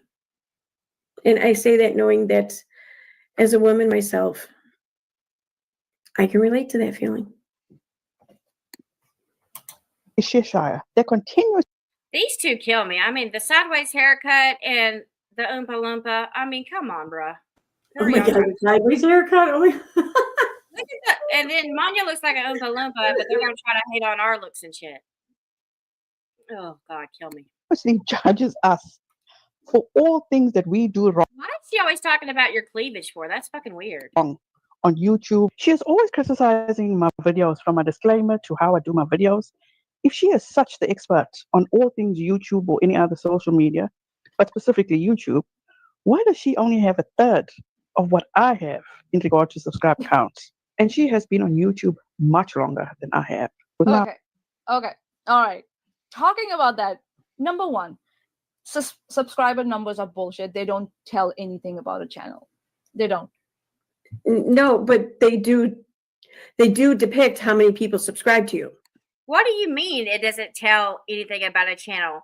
The more subscribers you have, most likely if I see somebody with a ton of subscribers, right away I'm thinking, well, they must have good content. They must be likable. They must be popular. They must put out good content. That's what I'm thinking when I'm looking at how many subscribers someone has. What about you, Aaron? That's what I'm thinking anyway. Yeah, I mean, and I think that a lot of people don't realize that maybe they have, unless they have their shit set up so that no one can see their subs. I don't think a lot of people just realize, like you can even turn that on so that people can see their subs. So I think that by subbing to people and staying subbed to people, it is a public display of support for a channel. So if you have a high sub count and, then that just tells me that there's a lot of people who are comfortable with just the public seeing that you're supported by all these people, Are their subscribers turned off? I don't know. Okay. I was just wondering. No, she didn't. The points that she makes are so fucking stupid, bro.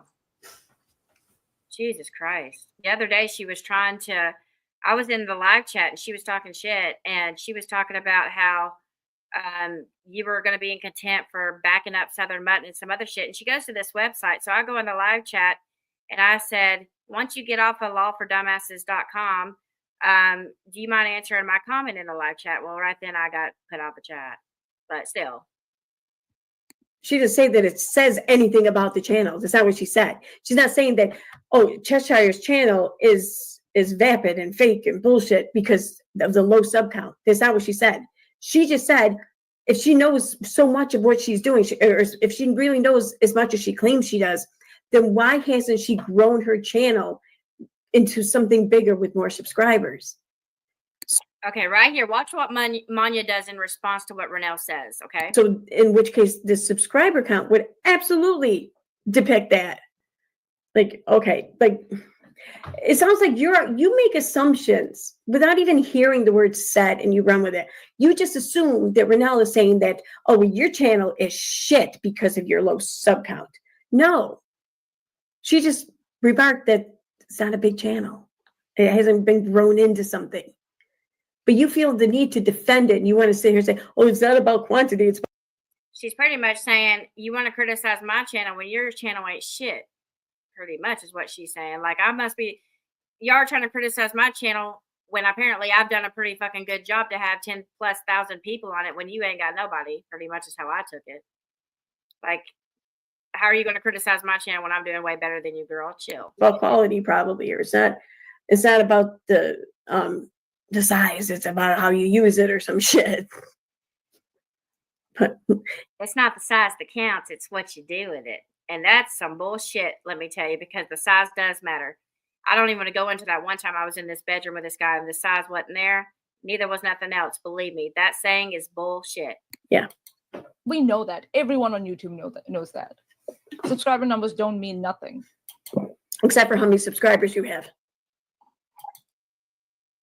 Producers. Arcade is on sale at its lowest Damn commercial. price of the year. It's on sale right now for 30% off at Okay, here she goes to respond. Look at Steve's channel. Both of his channels. He's got more numbers. Okay, why did she go to Steve right then? We're talking about Renelle and Renelle's sub count. Why did she go to Steve? Why was she going to Steve right there, Aaron? Because everything's about Steve. Like, it's really weird that the first thought she had was Steve. Yep, I know. Jesus Christ. And Steve doesn't even, he wouldn't even look good in a Star Wars costume. All right. Oh, but you see, here's the thing here, though. You want to bring Steve into it. And this is a very good comparison. Thank you for that. So, yes, let's look at Steve's channels. Okay, his, like, Steve McRae channel. I don't even know what his numbers are. Really, I don't. Whatever, it doesn't matter. I think the Non Sequitur show has like 30,000 or some shit. One of his Steve channels, I think, has like around 15,000. And then there's another channel that has, I think, just a few thousand. But whatever, doesn't matter. Because, yeah, those aren't huge numbers. They're much bigger numbers than I've seen, but they're not huge numbers. You're right. But here's what Steve also has. Steve has a lot of haters, like a lot of them. Okay, you know that this is true. Everyone knows that this is true. So, does he have that many haters, Aaron? Are you kidding me? Yeah. I didn't know he had who besides Chesh. That's the only ones I've ever noticed. I mean, it just, I don't know. It just seems like for the past few years, for as long as I've known him, there's just been so many fucking people who have tweeted at me, who have fought with me, who have, like, you know, instigated shit with me to try to convince me what a shitty person Steve is. And it's been never ending. I mean, it comes ebbs and flows, sure, but it's never ending, really. I mean, the shit that he has had to put up with is just, it's unlike anything I've seen on the internet. I don't even know why my dumbass would ask you that, because, I mean, that's where all this even started, is I wouldn't leave Steve. Okay. A lot of people are aware of Steve McRae. They know of him. They know him. They've talked about him. They've talked with him. They've interacted. He is relevant to a lot of people. Cheshire doesn't have that. Cheshire doesn't have very many subs at all. And her channel's been around for how long now? And she's collaborated with all these other content creators for how long now? And she just doesn't have the sub count. She also doesn't have the hate sub count either. How many subs does she have? Just wondering. I know she's monetized now, but she hasn't been monetized for that long. What? How long has she been online? So her channel's been around, like, I don't even know how long. It hasn't been around as long as I thought it was. I thought it's been around since like 2010 or some shit like that. But I think it's been like since 2015 maybe, or 2017. She still wasn't monetized? No, yeah, she didn't become monetized until she started dragging us. Oh my God. Let me see how many followers this girl has. You're welcome. You're welcome, Cheshire. All right, I'm being petty. All right, she's got 3.88. I've got almost 3, and I've only been here a year. And she's been here since 2015, and this girl's commentating on me. Oh, it's almost like just people have paid her no mind. So yeah. Oh shit! What do you do? Okay. New Renelle, and it's dormant. So number of subscribers mean nothing. And if you're going to talk about comparing the numbers, right? And I will prove that it doesn't Right here. mean, it means jack shit. I'll prove it to you. Watch. She's going to say, well, let me go look at mine. And then she quickly has to reverse that real quick. Watch. Okay, sure. Here, I guess now we're going into it's not how big it is. It's how you use it portion of Manya's stream. You know, since Renelle is into numbers, I will. Why not? Here we go. Let's see if I can find my own shit.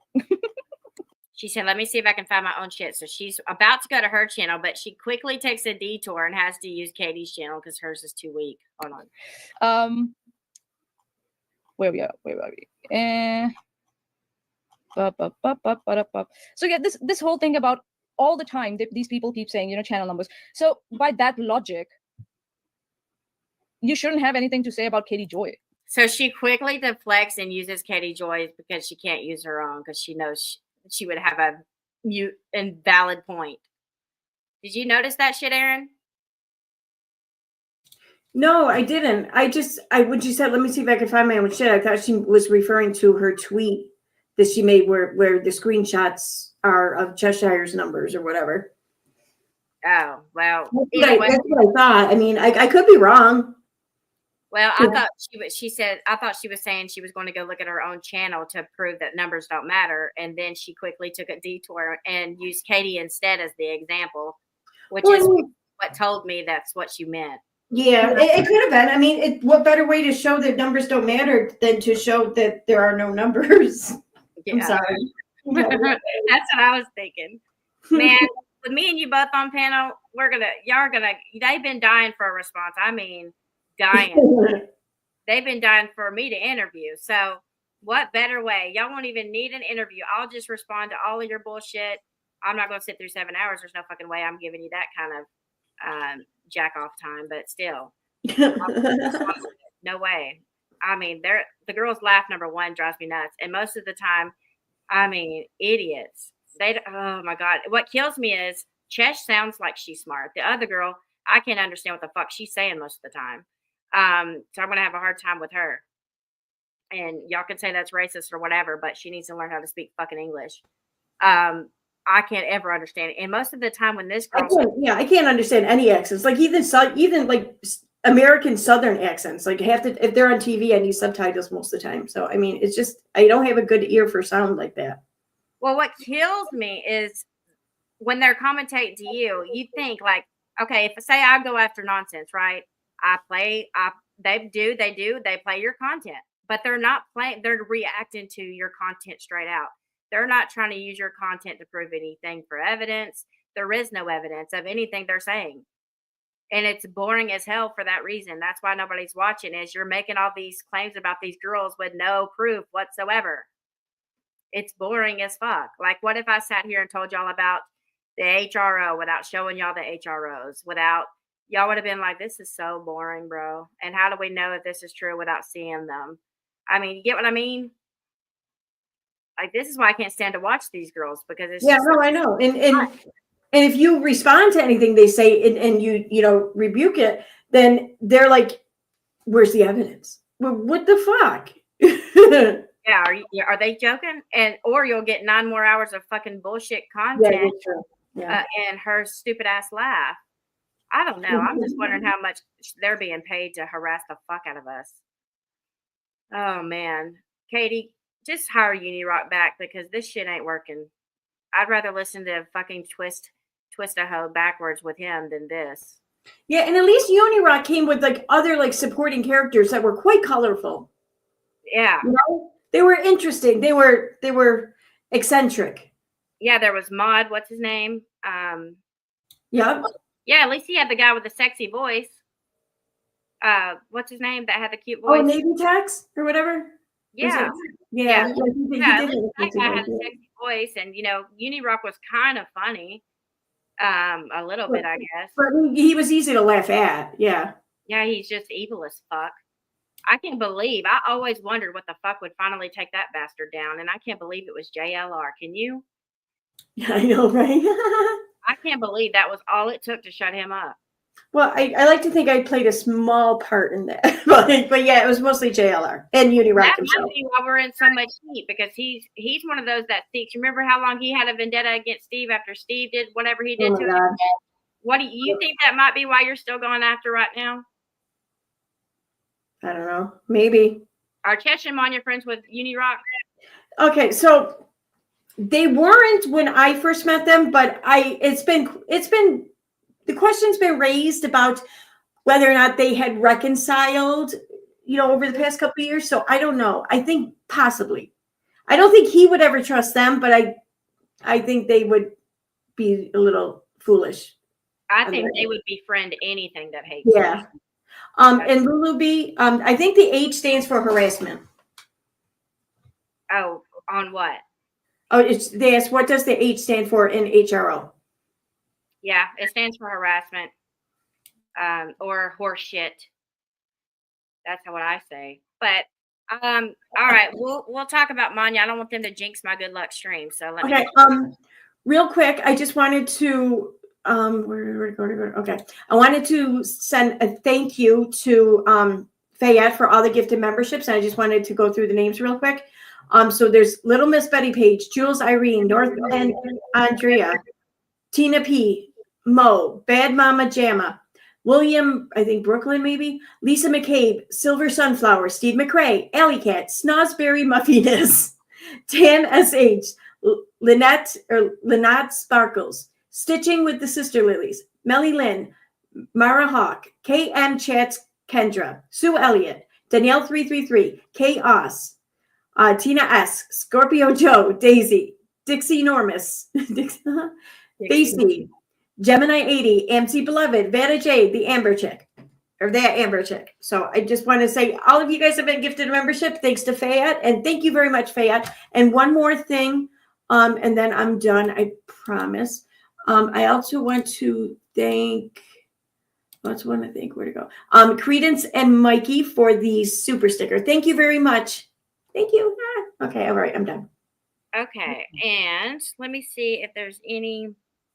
Okay, mine now says 25 members, but I don't think this is 25. But it says Susie J, Bean, Lady Lucan, Laniki Boss, Kayla Kitty, Arakan Sunshine, Main Kit Carey, Heathen Mama of 5, Anastasia Quintana, Becky P, Missouri Butterfly. Oh my God, is that Katie?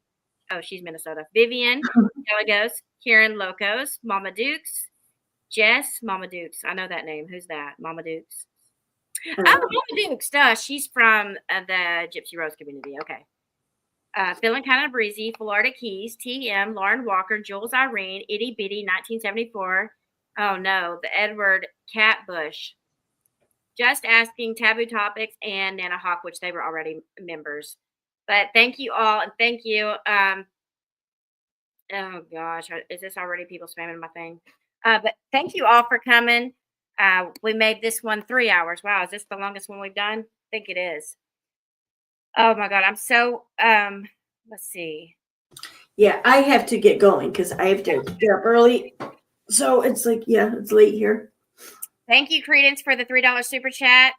Thank you, Dream Colored, and thank you, Credence, again for the $2 super chat. I'm just making sure I didn't miss anybody. Thank you, Susie J, for becoming a new member. And thank you, Susie J, again for the $20 super chat. Y'all have a good night, and be looking out for our 7M series. I think we've covered everything as far as the HRO. If not, there will be a part 4 up if there's more stuff that transpires. But other than that, y'all have a good night. Night, guys. Good night, guys. Thank you. Night, Aaron. Good night.